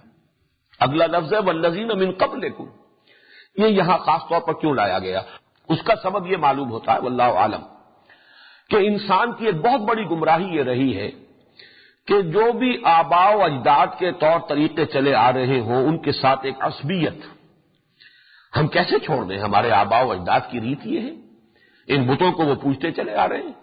یہ تو ہماری جو ہے خاندانی روایات ہے، یہ تو ہمارے قبیلے کی ریت ہے، یہ ہمارے آباء و اجداد سے چلی آ رہی ہیں یہ باتیں۔ تو ایک تقدس جو پیدا ہو جاتا ہے، اور جس کو کہ کہا جا سکتا ہے آباء پرستی، اپنے آباء و اجداد کو پوجنا، یہ بھی ایک دلیل کی شکل اختیار کر لیتی ہے یہ بات کہ یہ تو جی ہمارے ہاں تو یہ بات چلی آ رہی ہے، آباء و اجداد سے چلی آ رہی ہے۔ یہ در حقیقت اس کی جڑ کاٹی جا رہی ہے کہ وہ بھی مخلوق تھے، جیسے تم مخلوق ہو، جیسے تمہیں اللہ نے پیدا کیا ویسے ہی انہیں بھی پیدا کیا، لہذا ان کا کوئی فعل تمہارے لیے سند نہیں، دلیل نہیں۔ یہی بات ہے جو مکی صورتوں میں خاص طور پہ سورہ لقمان میں بڑی وضاحت کے ساتھ آئی ہے کہ والدین کے ساتھ حسن سلوک یہ تو فطرت کا تقاضا ہے۔ وَوَصَّيْنَا الْإِنسَانَ بِوَالِدَيْهِ حَمَلَتْهُ أُمُّهُ وَهْنًا عَلَى وَهْنٍ وَفِصَالُهُ فِي عَامَيْنِ أَنِ اشْكُرْ لِي وَلِوَالِدَيْكَ۔ یہ تو فطرت انسانی کا تقاضا ہے، یہ شکر کا بدلہ ہونا چاہیے۔ انہوں نے تمہیں پالا پوسا، خاص طور پر ماں اس نے پیٹ میں رکھا ہے 9 مہینے تک، اب ذوف پر ذوف جھیل کر، اور پھر دودھ چھڑایا ہے 2 سال میں، 2 سال تک جوک بن کر ان کی چھاتیوں سے چمٹے رہے ہو۔ اس اعتبار سے ان کے ساتھ احسان، حسن سلوک، یہ تو لازماً فطرت کا تقاضا ہے۔ لیکن وَإِن جَاهَدَاكَ عَلَىٰ أَن تُشْرِكَ بِي مَا لَيْسَ لَكَ بِهِ عِلْمٌ فَلَا تُطِعْهُمَا وَصَاحِبْهُمَا فِي الدُّنْيَا مَعْرُوفًا وَاتَّبِعْ سَبِيلَ مَنْ أَنَابَ إِلَيَّ ثُمَّ إِلَيَّ مَرْجِعُكُمْ فَأُنَبِّئُكُم بِمَا كُنتُمْ تَعْمَلُونَ۔ لیکن اگر وہ شرک کا حکم دے، کفر کا حکم دے، غلط بات کا حکم دے، حرام کے اوپر تمہیں آمادہ کرنا چاہے، ان کا کہنا مت مانو، یہ ان کا حق نہیں ہے۔ گویا کہ اتباع والدین کی ضروری نہیں، اتباع آباء و اجداد کی ضروری نہیں، اطاعت مطلق ان کی نہیں ہے، حسن سلوک ان کے ساتھ، خیر کا رویہ، ان کی خدمت، ان کا ادب، یہ اپنی جگہ پر ہے۔ لیکن اتباع کرو اس کا، واتبع سبیل من اناب الیہ، اتباع اس شخص کے راستے کی کرو جس نے اپنا رخ میری طرف کر لیا۔ یہ ہے اصل میں کہ جو فرق و تفاوت ہونا چاہیے، اور یہ توازن مطلوب ہے۔ نہ تو یہ کہ والدین کا سرے سے کوئی لحاظ ہی نہ ہو، خیال ہی نہ ہو، ان کا ادب بھی نہ رہے، ان کا پاس بھی نہ رہے، ان کے ساتھ حسن سلوک بھی نہ ہو، ان کی خدمت بھی نہ ہو، نہ یہ کہ ان کی پرستی شروع کر دی جائے کہ یہی دلیل بن جائے کہ ہمارے والدین کا فرمان یہ ہے یا ہمارے آباء و اجداد کے رسومات یہ ہیں، ہم ان کو کیسے چھوڑ دیں۔ اس کے بین بین ایک روش کی ضرورت ہے جو سورہ لقمان میں آئی۔ تو والذین من قبلکم لعلکم تتقون، تاکہ تم بچ سکو۔ اس لفظ کے بارے میں چونکہ اس پر تقوی اور متقین اس پر بحث ہو چکی ہے، اس وقت صرف نوٹ کرنے کی بات یہ ہے کہ یہاں پہ ترجمہ اس کا کیا موضوع ہوگا۔ عام طور پر مترجمین نے ترجمہ کیا ہے تاکہ تمہارے اندر تقوی پیدا ہو جائے۔ یہ ایک تو اس اعتبار سے تو یہ کچھ یعنی اس کے ساتھ کوئی مناسبت رکھنے والی بات نہیں ہے کہ بندگی کرو اپنے رب کی تاکہ تقوی پیدا ہو جائے، حالانکہ در حقیقت یہ دونوں چیزیں لازم و ملزوم ہیں۔ بندگی کرے ہی گا اس وقت جبکہ اس کے اندر تقوی موجود ہو۔ تقوی تو اصل میں وہ روح باطنی ہے کہ جو انسان کو بندگی پر آمادہ کرنے والی شے ہے۔ چنانچہ اس ضمن میں سورہ مائدہ کی آیت نمبر 93 بڑی اہم ہے اور بہت جامع آیت ہے۔ لیس علی الذین آمنوا وعملوا الصالحات جناح فیما طعموا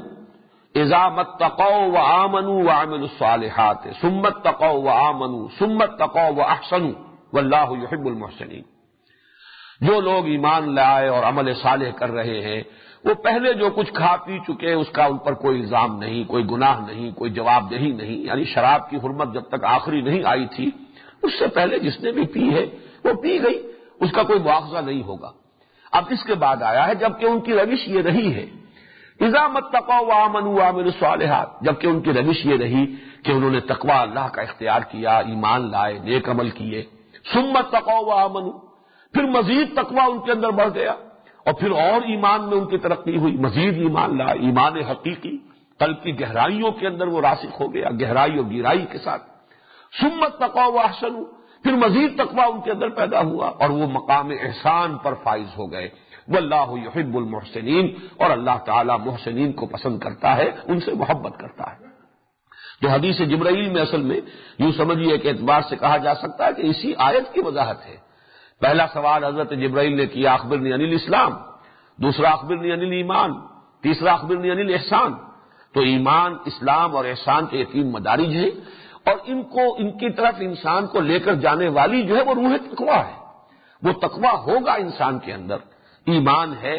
اس ایمان کی وجہ سے انسان چاہتا ہے کہ آخرت کے عذاب سے بچائے اپنے آپ کو، اللہ کی ناراضگی سے بچائے، تو وہ آگے سے آگے بڑھتا چلا جائے گا۔ ہے جستجو کے خوب سے ہے خوب تر کہاں۔ اس اعتبار سے میرے نزدیک اگرچہ وہ مفہوم اگر محدود لیا جائے تو کسی درجے میں مناسبت قائم ہو سکتی ہے۔ نماز پڑھو تاکہ تقوی پیدا ہو جائے، روزہ رکھو تاکہ تقوی پیدا ہو جائے، جیسے کہ میں نے آیت سنائی یا ایھا الذین آمنوا کتب علیکم الصیام کما کتب علی الذین من قبلکم لعلکم تتقون۔ یہاں یہ تتقون کا ترجمہ تاکہ تم متقی بن جاؤ، تاکہ تمہارے اندر تقوی پیدا ہو جائے، اس کی مناسبت ہے، اور یہ عقلی اعتبار سے، منطقی اعتبار سے اس کے ساتھ وہ ایک پورا ربط رکھتا ہے۔ لیکن اس آیت میں تتقون کا ترجمہ ہوگا جو اس کا اصل میں لغوی مفہوم ہے، یعنی تاکہ تم بچ سکو۔ کس چیز سے بچ سکو؟ نمبر 1 عذاب اخروی سے بچ سکو، وَلَهُمْ عَذَابٌ عَظِيمٌ جو اس سے پہلے آ چکا ہے، عذاب علیم، عذاب عظیم۔ اس سے بچنے کی شکل یہی ہے کہ اللہ کی بندگی اختیار کرو اور ہمہ تن ہمہ وجوہ ہمہ وقت بندگی اختیار کرو اور اس کی محبت سے سرشار ہو کر اس کے سامنے اپنے آپ کو بچھا لو تاکہ تم آخرت کے عذاب سے اور اس دردناک انجام سے بچ سکو۔ اور دوسرا اس کا مفہوم یہ ہے، اس دنیا میں جو فساد تمدن ہے، اس دنیا میں افراط و تفریط کے جو دھکے ہیں، اگر تم اللہ کی بندگی اختیار نہیں کرو گے، اپنی عقل کی پیروی اختیار کرو گے، اپنے نفس کی بندگی کرو گے، تو تصادم ہوگا، مفادات ٹکرائیں گے، طبقاتی کشمکش ہوگی، ایک طرف جو ہے حاکم اور محکوم کے درمیان رساکشی ہوگی، ایک طرف سرمایہ اور محنت کے درمیان کھینچتان ہوگی، ایک طرف فرد اور اجتماعیت کے درمیان جو ہے کھینچتان ہوگی۔ تو یہ گویا کہ افراط و تفریط کے دھکے جو ہے یہ نوع انسانی کا مقدر بنے رہیں گے اور تمدن انسانی جو ہے وہ ایک فساد کی آماجگاہ بنا رہے گا اگر تم اللہ کی بندگی اختیار نہیں کرتے۔ اس میں خیر کا، خیریت کا، بھلائی کا، امن کا، سکون کا، اس دنیا میں اصلاح جسے کہتے ہیں، لا تفسدوا فی الارض بعد اصلاحها، اس زمین میں فساد مت مچاؤ اس کی اصلاح کے بعد۔ وہ اصلاح ہوگی تو اسی شکل میں ہوگی کہ ہم تن سب کے سب اللہ کی بندگی کو اختیار کر لیں، اسی کے مطیع فرمان بن جائیں، اسی کے احکام پر چلیں، اسی کی ہدایت کو اپنے لیے زندگی کا لائحہ عمل بنا لیں۔ تو یہ ایک آیت جیسا کہ میں نے عرض کیا قرآن مجید کی دعوت کا خلاصہ ہے، اس لیے کہ باقی سارے تقاضے جو ہیں، میں اس وقت ریفر کر رہا ہوں جن حضرات کے علم میں ہے فرائض دینی کا جامع تصور جو میں نے ایک 6 منزلہ عمارت کے حوالے سے بارہا بیان کیا ہے، وہ دونوں تقاضے جو اوپر کے ہیں وہ بھی اسی کے در حقیقت کورولریز ہیں۔ اللہ کی بندگی کرو گے، جب عملاً بندگی اختیار کر رہے ہو، تم اپنے وجود سے خود ایک داعی بن گئے ہو، تم خود مظہر بن گئے ہو اللہ کے دین کا، تم اپنے وجود سے شہادت قائم کر رہے ہو، شہادت علی الناس، اور پھر یہ کہ دعوت دینا، لوگوں تک دین کو پہنچانا، یہ بھی اللہ کا حکم ہے تو بندگی میں شامل ہے۔ جب اللہ کی بندگی کرنی ہے، اس کا حکم ماننا ہے، تو اس کا حکم یہ ہے کہ اس کے دین کو دوسروں تک پہنچاؤ۔ جب اللہ کی بندگی کرنی ہے، اس کا حکم ماننا ہے، تو اس کا سب سے بڑا حکم یہ ہے کہ اس کے دین کو قائم کرو، ان اقیموا الدین۔ اس کا حکم یہ ہے کہ اس کے لیے تن من دھن لگاؤ، اس کا حکم یہ ہے کہ جہاد کرو بالمال والنفس، جان بھی کھپاؤ، مال بھی کھپاؤ، لتکون کلمۃ اللہ ہی العلیٰ، تاکہ اللہ کا کلمہ سب سے سربلند ہو جائے۔ تو گویا کہ دین کے جتنے عملی تقاضے ہیں وہ سب کے سب، جیسے ہم کہتے ہیں کہ ہاتھی کے پاؤں میں سب کے پاؤں، تمام چیزیں اس کے اندر آ گئی۔ تو لفظ عبادت جو ہے اتنا پروفاؤنڈ ہے کہ اس میں دین کے سارے عملی تقاضے جو ہے وہ ایک ہی لفظ کے اندر سمو دیے جاتے ہیں۔ اس اعتبار سے وما خلقت الجن والانس الا لیعبدون، میں نے جنوں اور انسانوں کو نہیں بنایا، نہیں پیدا کیا مگر اس لیے کہ میری بندگی کرے۔ تو اس ایک لفظ کے اندر دین کے سارے عملی تقاضے موجود ہیں،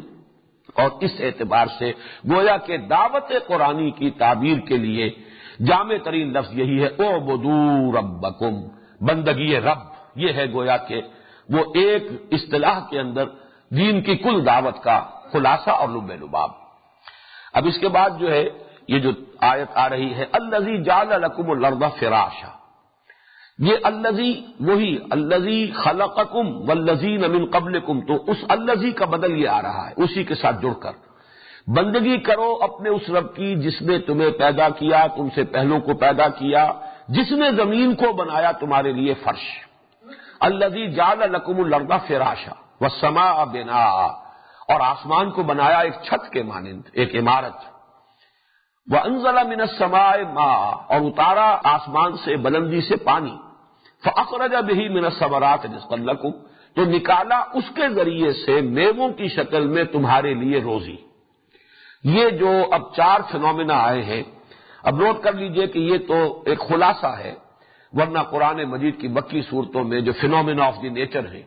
أَلَمْ نَجْعَلِ الْأَرْضَ مِهَادًا وَالْجِبَالَ أَوْتَادًا وَخَلَقْنَاكُمْ أَزْوَاجًا وَجَعَلْنَا نَوْمَكُمْ سُبَاتًا وَجَعَلْنَا اللَّيْلَ لِبَاسًا، اب یہ جو انداز ہے، یا أَلَمْ نَجْعَلِ الْأَرْضَ كِفَاتًا أَحْيَاءً وَأَمْوَاتًا وَجَعَلْنَا فِيهَا رَوَاسِيَ شَامِخَاتٍ وَأَسْقَيْنَاكُمْ مَاءً فُرَاتًا، یہ تو اللہ تعالیٰ کی ربوبیت کی وہ مثالیں، اس کی شانیں، ایک ایک ذرہ جو ہے اس کے اندر اللہ تعالیٰ کی یہ نشانیاں موجود ہیں۔ لیکن یہاں بڑی خوبصورتی سے دیکھیے، یہ جو 4 فنومینا آئے، زمین کو بنا دیا تمہارے لیے ایک بہترین بچھونا، ایک فرش، ماں کی گود کے مانند حیات بخش، جیسے کہ ماں کی گود جو ہے وہ گہوارہ ہے حیات کے لیے، ایسے ہی زندگی کے لیے، انسانی زندگی کے لیے، بلکہ حیواناتی اور نباتاتی زندگی کے لیے، کل جو حیات ارضی ہے اس کے لیے یہ ماں کی گود کے مانند ہے۔ اور اس کے بعد آسمان چھت کے مانند ہے۔ اس میں آسمان سے مراد کیا ہے؟ یہ جیسا کہ میں نے اس سے پہلے بارہ عرض کیا ہے، اس میں لفظ جو ہے اصل وہ تو ہے سمون، بلندی،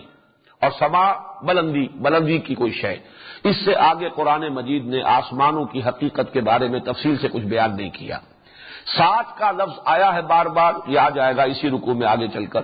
لیکن یہ ہے کہ اس کی بھی کوئی وضاحت قرآن مجید میں نہیں ہے، اور ابھی تک ہمارا علم جو ہے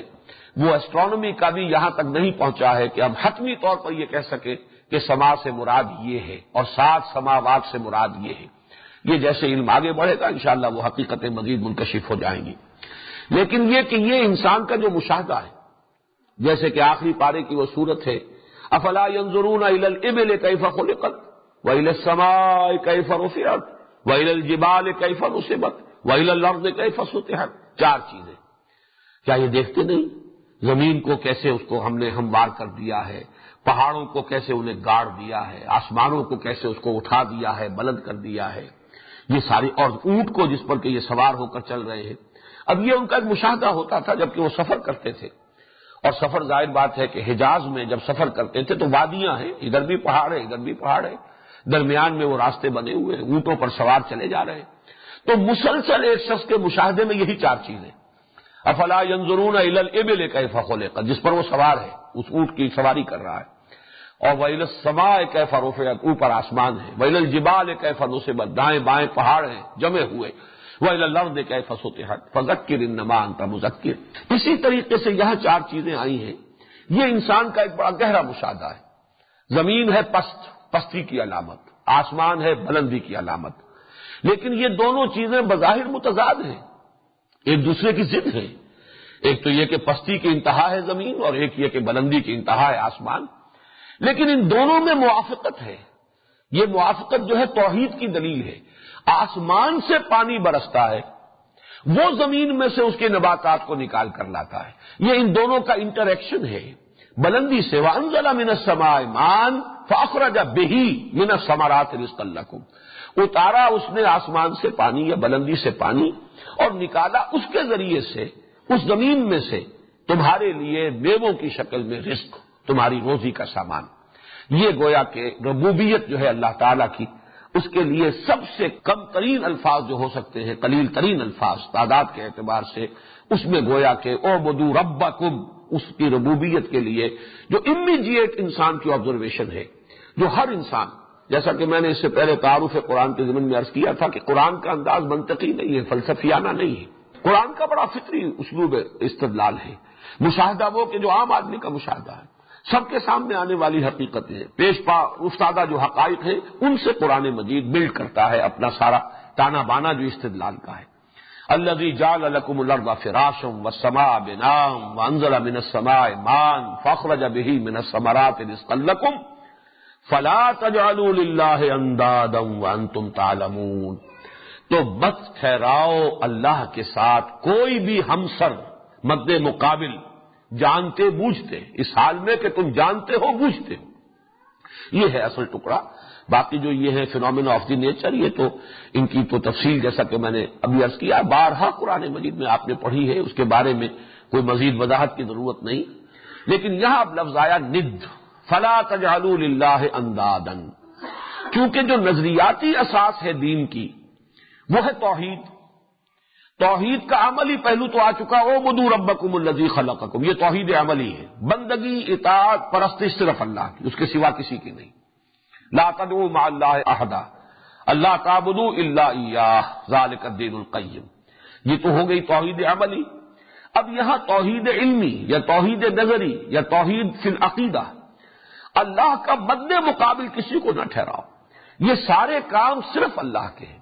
کوئی اس میں ساجی نہیں، کوئی اس میں شریک نہیں، اسی کا اختیار مطلق ہے، اسی کی قدرت کاملہ ہے جس کا یہ سارا ظہور ہے، اس کا مد مقابل کسی کو نہ ٹھہراؤ۔ یہ ند جس سے کہ جمع بنی ہے انداز، ند کہتے ہیں کوئی ایسی ہستی جو کسی کے ہمسر ہو، ہم پلہ ہو، مد مقابل ہو۔ چنانچہ ہمارے ہاں خطبات میں علماء کرام جب اس کو بیان کرتے ہیں تو فلا ضد لہ ولا ند لہ ولا مثل لہ ولا مثال لہ ولا مثیل لہ، ان الفاظ کی تکرار ہوتی ہے۔ تو ضد اور ند یہ گویا کہ ایک دوسرے کے بہت قریب ہیں۔ ضد کہتے ہیں کہ جو کسی کے مد مقابل آ جائے، ہمسر ہو اور پھر اس سے مقابلہ کرے۔ ند صرف وہ ہے کہ جو ہمسر ہے، اور ضد وہ ہے کہ جو ند سے آگے بڑھ کر اب اس کا مقابلہ بھی کر رہا ہو۔ یہ دونوں الفاظ جو ایک دوسرے سے بہت قریب ہیں، فلا ضد لہ ولا ند لہ۔ تو اللہ کے ساتھ کسی کو ند نہ بنا دو، یہ توحید ہے۔ یعنی اللہ کی ذات میں، اس کی صفات میں کسی کو اس جیسا، کسی بھی اعتبار سے، کسی بھی پہلو سے اس جیسا یا اس کا ہمسر یا اس کا ہم پلہ یا اس کا ہم رتبہ نہ بنا دیا جائے۔ یہ پھر شرک کی کیا کیا اقسام ہیں، شرک فی الذات کیا ہے، شرک فی الصفات کیا ہے۔ اس لیے کہ جہاں تک شرک فی الحقوق کا تعلق ہے اور شرک عملی کا تعلق ہے، توحید عملی کا تعلق ہے، وہ تو پہلی آیت میں آ چکا، یا ایھا الناس اعبدوا ربکم الذی خلقکم والذین من قبلکم لعلکم تتقون۔ یہ توحید عملی آ گئی، شرک عملی کی نفی آ گئی، جیسے کہ سورہ کہف کی آخری آیت ہے، وہاں جو فرمایا گیا قل انما انا بشر مثلکم یوحی الی انما الہکم الہ واحد فمن کان یرجو لقاء ربہ فلیعمل عملا صالحا ولا یشرک بعبادۃ ربہ احدا۔ اپنے رب کی بندگی اور عبادت میں کسی کو شریک نہ ٹھہرائے۔ جس کسی کو بھی اللہ سے ملنے کی امید ہے، آخرت کا کچھ یقین ہے، ایمان رکھتا ہے کہ جانا ہے اللہ کے پاس، جواب دہی ہوگی، انا للہ و انا الیہ راجعون، فمن کان یرجو لقاء ربہ فلیعمل عملا صالحا ولا یشرک بعبادۃ ربہ احدا۔ یہ تو گویا کہ توحید عملی ہو گئی۔ یہ ہے توحید عقیدے کی، کسی ہستی کو، کسی شے کو، کسی شخصیت کو، کسی ذات کو، ملائکہ میں سے، جنات میں سے، انسانوں میں سے، اولیاء اللہ میں سے، انبیاء و رسل میں سے، کسی کو کسی بھی اعتبار سے اللہ کا مثل، مثال، مثیل، مشابہ اور اس کا ضد یا ند نہ بنا دیا جائے۔ اب میں جیسا کہ عرض کر چکا ہوں، اس پر میرے تفصیلی وہ خطبے ہیں، تقریریں ہیں، 6 کیسٹس میں یہ حقیقت و اقسام شرک کو میں نے بیان کیا تھا، الحمدللہ وہ بہت کافی معروف بھی ہوئے، مقبول بھی ہوئے۔ یہاں پر اب تشریح کا موقع نہیں ہے اس وقت، تو صرف یہ کہ ہمیں صرف ریفر کرنا ہے کہ اس میں شرک فی الذات اور شرک فی الصفات دونوں کی نفی آئی ہے، اس لیے کہ شرک فی الحقوق اس کی نفی پہلی آیت میں ہو چکی، یا ایھا الناس اعبدوا ربکم الذی خلقکم۔ اب یہ ہے کہ کسی کو بیٹا بنا دینا، بیٹی بنا دینا اللہ کا، یہ ضد اور ند کی 2 شکلیں ممکن ہیں دنیا میں، یا تو اللہ کو اس کے مقام رفیع سے گرا کر کہیں مخلوقات کی صف میں لا کے کھڑا کر دیا، یا مخلوق میں سے کسی کو اٹھایا اور اسے کسی اعتبار سے اللہ کے برابر کر دیا۔ 2 ہی شکلیں ہو سکتی ہیں، اور اسی لیے کہا گیا ہے کہ ان الشرک لظلم عظیم، اس لیے کہ ظلم کہتے ہی اسے وضع شیء فی غیر محلہ، کسی شے کو اس کے اصل مقام سے ہٹا کر کہیں اور رکھ دینا، یہ ظلم ہے۔ اللہ کی وہ مقام، اس کی یکتائیت، قل هو اللہ احد اللہ الصمد لم یلد ولم یولد ولم یکن لہ کفوا احد، اس سے آپ نے گرا کر کسی بھی اعتبار سے، کسی پہلو سے مخلوق میں سے کسی کے مشابہ کر دیا، یا مخلوق میں سے کسی کو اٹھایا اور اس کو کسی بھی اعتبار سے، کسی بھی پہلو سے اللہ کا ہمسر اور ضد اور ند بنا دیا۔ یہ دونوں ظلم ہے، بدترین ظلم ہے، ان الشرک لظلم عظیم۔ اور اس میں آخری بات بتا رہا ہوں، جس میں کہ ایک حدیث میں لفظ ند آیا ہے کہ ایک صحابی کی زبان سے ایسے ہی روا روی میں نکل گیا، ظاہر بات ہے کہ یہ ان کی مراد نہیں ہو سکتی تھی، لیکن الفاظ ایسے تھے کہ جس میں ایک شائبہ پیدا ہوا، جس پر کہ حضور نے ٹوک دیا۔ اس قدر احتیاط کا عالم آپ نے جو ہے وہ اس کو برقرار رکھا، ملحوظ رکھا، کہ ایک صحابی نے کہہ دیا ما شاء اللہ و ما شئت، جو اللہ چاہے اور آپ چاہیں۔ آپ نے فوراً ٹوک دیا اجعلتنی ندا للہ، یہ ند کا لفظ آیا وہاں جس کی جمع انداد ہے، کیا تم نے مجھے اللہ کا مد مقابل بنا دیا، ہمسر بنا دیا، اس طرح تم نے بریکٹ کر دیا؟ مشیت تو صرف اللہ کی چلتی ہے، اور کسی کی مشیت اللہ کی مشیت کے تابع ہے۔ وما تشاءون الا ان یشاء اللہ، تمہارے چاہے کچھ نہیں ہو سکتا جب تک کہ اللہ نہ چاہے۔ اور جیسے کہ فرمایا گیا کہ اے نبی، یہ ضروری نہیں ہے کہ آپ جس کو چاہے ہدایت ہو جائے، اس کو ہدایت ہو جائے، انک لا تہدی من احببت ولکن اللہ یہدی من یشاء، آپ ہدایت دینے پر قادر نہیں ہے، جس کو بھی چاہے ہدایت دے دے، یہ تو اللہ ہی ہدایت دیتا ہے جس کو چاہتا ہے۔ تو معلوم ہوا کہ مشیت، یہ توحید فی المشیت ہے کہ مشیت تو صرف ایک ہے، ہاں ہمارے لیے یہ کہ اپنی مشیت کو گم کر دیں اللہ کی مشیت میں، یہ بات دوسری ہے کہ ہماری کوئی پسند رہے ہی نہ، جو اللہ کو پسند ہے وہی ہماری پسند ہو جائے، یہ ہماری روحانی ترقی کا ایک مقام ہوگا۔ لیکن یہ ہے کہ ند اور ضد کے اندر اس اعتبار سے اتنی باریک بینی ہے جس کا کہ حضور صلی اللہ علیہ وسلم نے اہتمام کیا ہے کہ ذرا سا مغالطہ بھی کہیں پیدا ہو سکتا تھا تو اس کا بھی سد باب کر دی۔ فلا تجعلوا للہ اندادا وانتم تعلمون، درا حال ہے کہ تم جانتے ہو۔ اس کے دو مفہوم ہو سکتے ہیں، ایک تو جو عام طور پر لیا گیا ہے وہ تو یہ ہے کہ تمہیں خوب معلوم ہے کہ آسمان سے پانی برسانے والا اللہ کے سوا کوئی نہیں، زمین اور آسمان کو پیدا کرنے والا اللہ کے سوا کوئی نہیں، یہ حقائق تمہیں معلوم ہے۔ اس میں اب ہمیں تعویل خاص کی طرف رجوع کرنا ہوگا، اس لیے کہ مشرکین عرب جو ہیں ان کا شرک اس نوعیت کا نہیں تھا کہ وہ تخلیق کائنات میں اللہ کا کسی کو ساجی سمجھتے ہوں، کسی کو شریک سمجھتے ہوں، یا انتظام کائنات میں اللہ کا ساجی یا شریک سمجھتے ہوں۔ ان کا شرک اس وقت اس نوعیت کا تھا کہ کچھ ہستیاں ہیں جو مقربین بارگاہ ہیں، اللہ کے لاڈلے ہیں، چہیتے ہیں، مقربین ہیں، ان کی سفارش کام دے جائے گی۔ ہؤلاء شفعاؤنا عند اللہ، یہ ہمارے شفیع ہیں، سفارشی ہیں، ہماری سفارش کرنے والے اللہ کے پاس، یا جن کے ذریعے سے ہم اللہ کا تقرب حاصل کر سکتے ہیں۔ وما نعبدهم الا ليقربونا الى الله زلفى، ہم ان کی جو بھی پرستش کرتے ہیں، دنڈوت کرتے ہیں، جو بھی کچھ کرتے ہیں، سجدے کرتے ہیں، کچھ چڑھاوے چڑھاتے ہیں، تو صرف اس لیے کہ یہ چونکہ قریب تر ہے اللہ سے، تو ہم ان کے ذریعے سے ہم بھی اللہ سے قریب ہو جائیں گے۔ ما نعبدهم الا ليقربونا الى الله زلفى، تاکہ وہ ہمیں قریب کر دیں اللہ سے۔ کیونکہ ان کا شرک یہ تھا۔ شرک کی اور قسمیں بھی دنیا میں ہیں، مثلا ایک تصور یہ بھی ہو سکتا ہے کہ اللہ تعالیٰ نے تقسیم کر دیا، اختیار دے دیا ہے مختلف ہستیوں کو۔ یہ جو گاڈز اینڈ گاڈیسز کا تصور جو ہے اور دیویوں اور دیوتاؤں کا تصور ہے، اس میں یہ پہلو بھی شامل ہے۔ لیکن آلہہ جو تھے، جو عرب کے آلہہ تھے، وہ صرف اس اعتبار سے کہ یہ چہیتے لوگ ہیں۔ چنانچہ حضرت نوح علیہ السلام کی قوم کے بھی جو بت تھے وہ بھی اولیاء اللہ، پرانے گزرے ہوئے لوگ، بہت نیک لوگ، عابد و زاہد لوگ، در حقیقت انہی کے نام پر وہ بت بنائے گئے تھے اور انہی کی پرستش ہوتی تھی۔ تو اس اعتبار سے تو بات بالکل واضح ہو جاتی، وانتم تعلمون، تم خوب جانتے ہو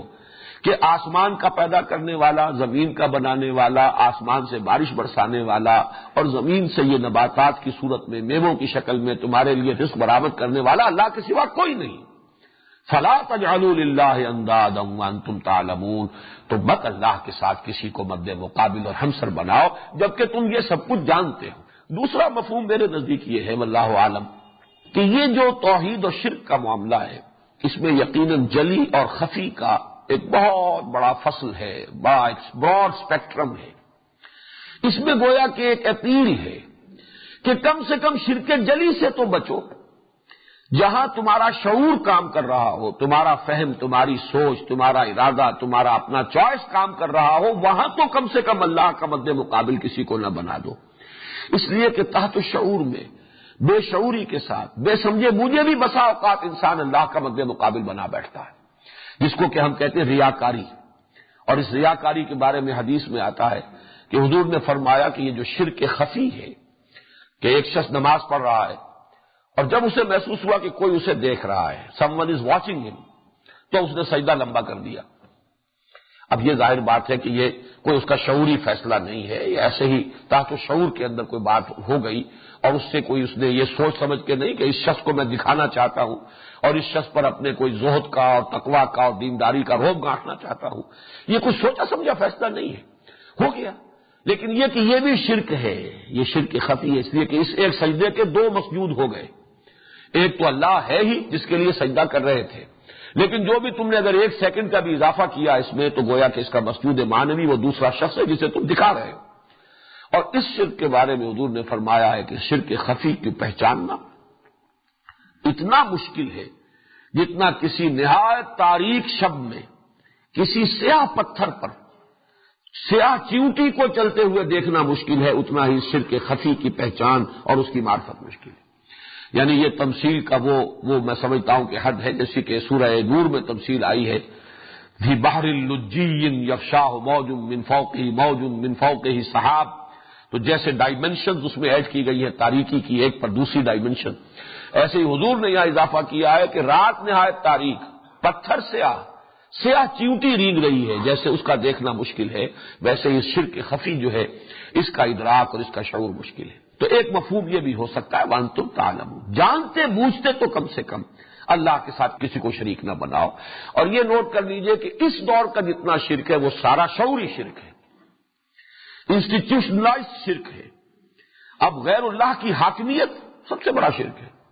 ساورنٹی، ہیومن ساورنٹی، وہ فرد واحد کی ہو، وہ قوم کی ہو، وہ عوام کی ہو، وہ ساری یہ شرک ہے۔ اور یہ تو ایک فلسفہ ہے، یہ نظام ہے، یہ تو انسٹیٹیوشن ہے، اس میں کسی غیر شعور کا کوئی سوال نہیں۔ اسی طریقے سے مادہ پرستی اور دنیا پرستی، یہ چیزیں جو ہے، وطن پرستی، باقاعدہ الفاظ استعمال ہوتے ہیں، یہ ساری چیزیں جو ہیں یہ تو نظریاتی ہیں، یہ انسان کے ہوش اور شعور اور فلسفے اور فکر سے متعلق چیزیں ہیں۔ تو فلا تجعلوا للہ اندادا وانتم تعلمون، جانتے بوجھتے کم سے کم شعوری طور پر تو کسی بھی ہستی کو، کسی انسٹیٹیوشن کو، کسی ادارے کو، کسی شے کو اللہ کے ساتھ مد مقابل اور اس کا برابر کا نہ بنا دو۔ ان دو آیات میں توحید کا مضمون مکمل ہو گیا، پہلی میں توحید عملی، دوسرے میں توحید نظری یا توحید عقیدہ۔ وَإِن كُنتُمْ فِي رَيْبٍ مِّمَّا نَزَّلْنَا عَلَىٰ عَبْدِنَا فَأْتُوا بِسُورَةٍ مِّن مِّثْلِهِ وَادْعُوا شُهَدَاءَكُم مِّن دُونِ اللَّهِ إِن كُنتُمْ صَادِقِينَ، اور اگر تم ہو شک میں اس چیز کے بارے میں جو ہم نے نازل فرمائی اپنے بندے پر، یا نوٹ کر لیجئے نزلنا ہے، انزلنا نہیں ہے، یعنی رفتہ رفتہ جستا جستا تھوڑا تھوڑا کر کے قرآن نازل ہوا ہے۔ حضور پر قرآن مجید کا نزول جو ہے وہ بصورت تنزیل ہے، اسی سے یہ ورب بنا ہے نزلنا۔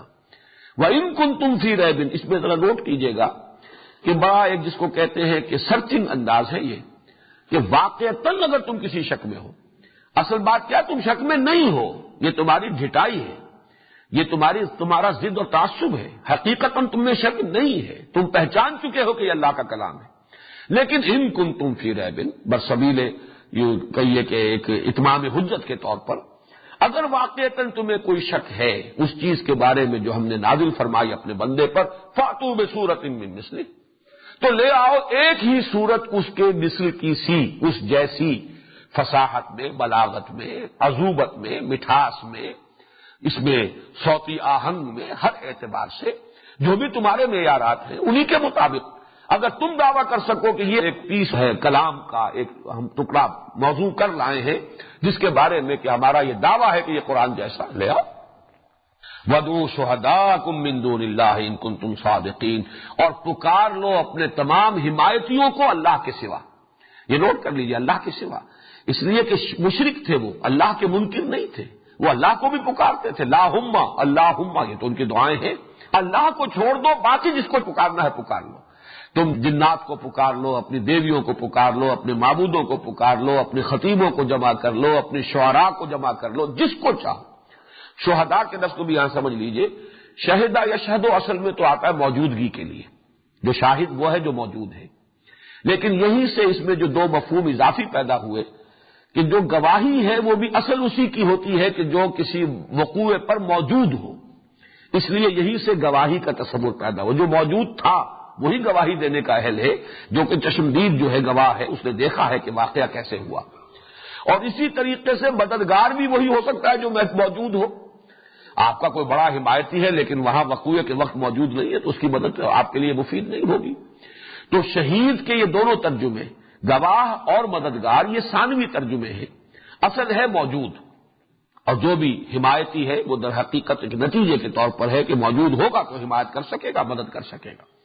وَادْعُوا شُهَدَاءَكُم مِّن دُونِ اللَّهِ إِن كُنتُمْ صَادِقِينَ، اور پکار لو اللہ کے سوا اپنے تمام حمایتیوں کو، مددگاروں کو، اگر تم سچے ہو۔ میں پھر یہاں زور دے کر کہہ رہا ہوں اگر تم سچے ہو، یعنی میرے نزدیک اس کا مفہوم یہ کہ تم شک کرنے میں بھی سچے نہیں ہو، یہ بھی تمہارا تصنع ہے، یہ بھی تمہاری ہٹ دھرمی ہے، حقیقتاً تمہیں شک نہیں ہے، تم یہ صرف ایک ڈھال کے طور پر استعمال کر رہے ہو۔ ان کنتم صادقین، اگر سچے ہو، باقی اس کا یہ مفہوم بھی ہو جائے گا کہ یہ دودھ کا دودھ پانی کا پانی جدا ہو جائے گا۔ اگر تمہارا یہ خیال ہے کہ یہ کلام محمد نے خود موضوع کر لیا ہے صلی اللہ علیہ وسلم، خود گھڑ لیا ہے، خود بنا لیا ہے، تو ٹھیک ہے، پھر تو مقابلہ ہو سکتا ہے، بڑے بڑے تمہارے ہاں فصحاء اور بلغاء اور ادباء اور شعراء اور خطباء موجود ہیں، تو تم ایک مقابلہ کر لو۔ یہ میں تعارف قرآن کے ضمن میں عرض کر چکا ہوں کہ یہ چیلنج مکی قرآن میں 4 مرتبہ پہلے آ چکا ہے۔ 2 مرتبہ پورے کلام پاک کی نظیر کے لیے ان سے مطالبہ کیا گیا۔ سورۃ الطور میں آیات 33 اور 34، ام یقولون تقولہ بل لا یؤمنون، کیا یہ کہہ رہے ہیں کہ یہ محمد نے خود کہہ لیا ہے صلی اللہ علیہ وسلم، تقول، تکلف کر کے یہ کلام موضوع کر لیا ہے، بل لا یؤمنون، حقیقت یہ نہیں ہے، وہ ایمان نہیں لانا چاہتے، فلیاتوا بحدیث مثلہ ان کانوا صادقین، تو اگر یہ سچے ہیں تو پھر اس جیسا کلام وہ بھی پیش کریں۔ یہ تو گویا کہ سامنے کی بات ہے، مقابلہ کر لو۔ اسی طرح فرمایا سورہ بنی اسرائیل کی آیت نمبر 88 میں، قل لئن اجتمعت الانس والجن على ان ياتوا بمثل هذا القرآن لا ياتون بمثله ولو كان بعضهم لبعض ظهيرا، اے نبی کہہ دیجئے کہ اگر تمام انسان اور تمام جن جمع ہو کر بھی زور لگا لیں تو اس قرآن جیسا کلام وہ پیش نہیں کر سکیں گے، چاہے وہ سب کے سب ایک دوسرے کے مددگار بن جائیں۔ تو یہ تو گویا کہ بحیثیت مجموعی قرآن کی نظیر کو پیش کرنے سے ان کے عاجز ہونے کا معاملہ ہے، اور یہ گویا کہ تحدی اور چیلنج قرآن کی 2 مرتبہ آئی۔ پھر سورہ ہود میں فرمایا قل فاتوا بعشر سور مثلہ مفتریات، کہ کیا ان کا یہ خیال ہے کہ یہ گھڑا ہوا کلام ہے، محمد نے گھڑ لیا ہے؟ تو اے نبی کہہ دیجئے تم بھی 10 صورتیں اس جیسی لے آؤ، گھڑی ہوئی، بنائی ہوئی، موضوع کی ہوئی، کمپوز کی ہوئی لے آؤ، اگر تم اس دعوے میں سچے ہو۔ اور اس کے بعد جس کو برسبیل تنزل کہا جائے کہ کسی کو آخری جگہ پر پہنچا دیا جائے، اس میں یہ کہ ایک سورت کا معاملہ بھی سورہ یونس میں آ چکا ہے، قل فاتوا بسورۃ مثلہ، 10 صورتیں نہ لا سکو، ایک سورت تو لے آؤ۔ اور اس میں نوٹ کیجئے کہ ایک سورت جو ہے وہ تو ظاہر بات ہے کہ سورۃ العصر بھی ہے، 3 آیتیں ہیں کل، سورۃ الکوثر بھی ہے، کل 3 آیتیں ہیں، سورۃ النصر بھی ہے، کل 3 آیتیں ہیں، سورہ اخلاص بھی ہے، کل 4 آیتیں ہیں۔ تو اس درجے میں بھی یہ واقعہ ہے بہت بڑا، اور یہ اعجاز قرآنی کا بہت بڑا ثبوت ہے کہ بدترین دشمنوں نے بھی اس وقت یہ جرأت نہیں کی،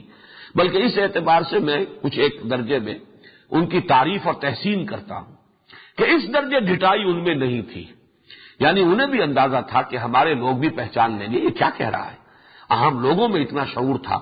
کہ انہیں یہ جرأت نہیں ہوئی، جھوٹ موٹ کو بھی کوئی وہ اپنا کوئی منظوم کلام لے کر یا کوئی کمپوز کلام لا کر دعویٰ ہی کر دیتا کوئی شخص کہ میں دعوے دار ہوں کہ یہ قرآن جیسا ہے، قرآن کے ہم پلہ ہے، قرآن کے مثل ہے، لیکن اس کی بھی کوئی نظیر موجود نہیں۔ تو معلوم ہوا کہ اس درجے جھٹائی ان میں نہیں تھی، یا یہ کہ معاشرے کے اندر ایک عام شعور اتنا تھا کہ کسی کو جرأت نہیں ہوئی کہ وہ قرآن کے مقابلے میں اپنا کوئی کلام پیش کرنے کی کوئی ہمت کر سکے، جسارت کر سکے۔ بہرحال واقعہ یہی ہے کہ قرآن کے اس چیلنج کو کسی نے قبول نہیں کیا۔ تو فرمایا وَإِن كُنتُمْ فِي رَيْبٍ مِّمَّا نَزَّلْنَا عَلَىٰ عَبْدِنَا فَأْتُوا بِسُورَةٍ مِّن مِّثْلِهِ وَادْعُوا شُهَدَاءَكُم مِّن دُونِ اللَّهِ إِن كُنتُمْ صَادِقِينَ۔ جیسا کہ میں نے عرض کیا اس آیت کا جو بٹوین دی لائنز ہے یا بٹوین دی ورڈز جو بات ہے وہ یہ ہے کہ تمہیں حقیقتاً یقین ہے کہ یہ اللہ کا کلام ہے، یہ انسانی کلام نہیں، یہ صرف تم ڈھٹائی میں یہ بات کہہ رہے ہو، تو بہرحال اس کا ثبوت یہ دے سکتے ہو، اور یہی فیصلہ کن بات ہو سکتی ہے کہ اس کی مثل لے آؤ۔ ایک آیت اور پڑھ لیجئے فَإِن لَمْ تَفْعَلُوا وَلَن تَفْعَلُوا، یہ انتہائی زور ہے یہاں، پھر اگر تم نہ کر پاؤ اور ہرگز نہیں کر پاؤ گے، یہ ہے اصل میں وہ ادعا۔ ظاہر بات ہے کہ اللہ کا کلام ہے، اللہ تو ادعا بھی کر سکتا ہے، دعویٰ کر سکتا ہے، المتکبر ہے، المتعال ہے، تم ہرگز نہیں کر پاؤ گے، یہ بھی چیلنج کی انتہا ہے۔ یعنی اس کو بھی جھوٹا کرنے کی کسی کے اندر جرأت نہیں ہوئی کہ جھوٹ موٹ کو ہی سامنے آ جاتا کہ نہیں ہم نے کر کے دکھایا ہے، چاہے فرض کیجئے فیصلہ ہو ہی جائے بعد میں کہ نہیں تمہارا یہ کلام جو ہے ہم پلہ نہیں ہے، برابر نہیں ہے، اس کی مثل یا نظیر نہیں بن سکتا، لیکن ایک دفعہ تو کوئی جھوٹ موٹ میں دعوے دار بن کر سامنے آ جائے۔ لیکن قرآن کا انداز یہ ہے فَإِن لَمْ تَفْعَلُوا وَلَن تَفْعَلُوا، پھر اگر تم نہ کر پاؤ اور ہرگز نہیں کر پاؤ گے فَاتَّقُوا النَّارَ الَّتِي وَقُودُهَا النَّاسُ وَالْحِجَارَةُ، تو ڈرو اس آگ سے جس کا ایندھن بنیں گے انسان اور پتھر، اعدت للکافرین، جو تیار کی گئی ہے کافروں کے لیے۔ وہ آگ پھر تم اس کا ایندھن بنو گے، اور نہ صرف تم بنو گے، تمہارے یہ معبود، یہ پتھر جنہیں تم پوجتے ہو، چومتے ہو، چاٹتے ہو، دھوتے ہو، نہلاتے ہو انہیں، ان کا دھون پیتے ہو تبرک کے طور پر، یہ سب بھی تمہاری حسرت میں اضافے کے لیے کہ انہیں کو ہم پوجتے رہے، ان کو معبود سمجھتے رہے، ان کے سامنے ڈنڈوت کرتے رہے، ان کو چومتے چاٹتے رہے، تو تمہاری حسرت میں اضافے کے لیے ان کو بھی تمہارے ساتھ ہی آگ کے اندر جھونک دیا جائے گا، اور اس میں آگ کی شدت کی طرف بھی اندازہ ہے۔ ایک آگ تم جلاتے ہو جو لکڑی سے جلتی ہے، ظاہر بات ہے اس وقت تک جب کہ قرآن نازل ہوا اس کے سوا کسی اور آگ کا انسان کو ابھی تجربہ نہیں تھا۔ ایک آگ وہ جو پتھر سے جلائی جاتی ہو، جس کا ایندھن پتھر بنے، اس کی جو بھی شدت ہوگی، اس کی جو تمازت ہوگی، اس کی جو حدت ہوگی، اس کا اندازہ کیجئے۔ آج تو جو آگے ہیں اس کا ہم کوئی تصور کر ہی نہیں سکتے۔ آج ہمارے لیے ممکن نہیں ہے، جب اتنے ملین یا اتنے بلین ڈگری سینٹی گریڈ کی ہیٹ جب وہ بیان کرتے ہیں کہ اس درجے کی جو ہے ہیٹ ہے سورج کے اندر جو آگ ہے اس کی کیا ڈگری ہے، اور یہ جو ایکسپلوژن ہوتے ہیں ایٹمک، ان کی کیا پھر حرارت کا کیا درجہ ہوتا ہے، لیکن اس وقت کا معاملہ جو ہے اس کے اعتبار سے اس میں جو فرمایا فاتقوا النار التي وقودها الناس والحجارہ، اس آگ سے ڈرو اور بچو کہ جس کا ایندھن بنیں گے انسان بھی اور پتھر بھی۔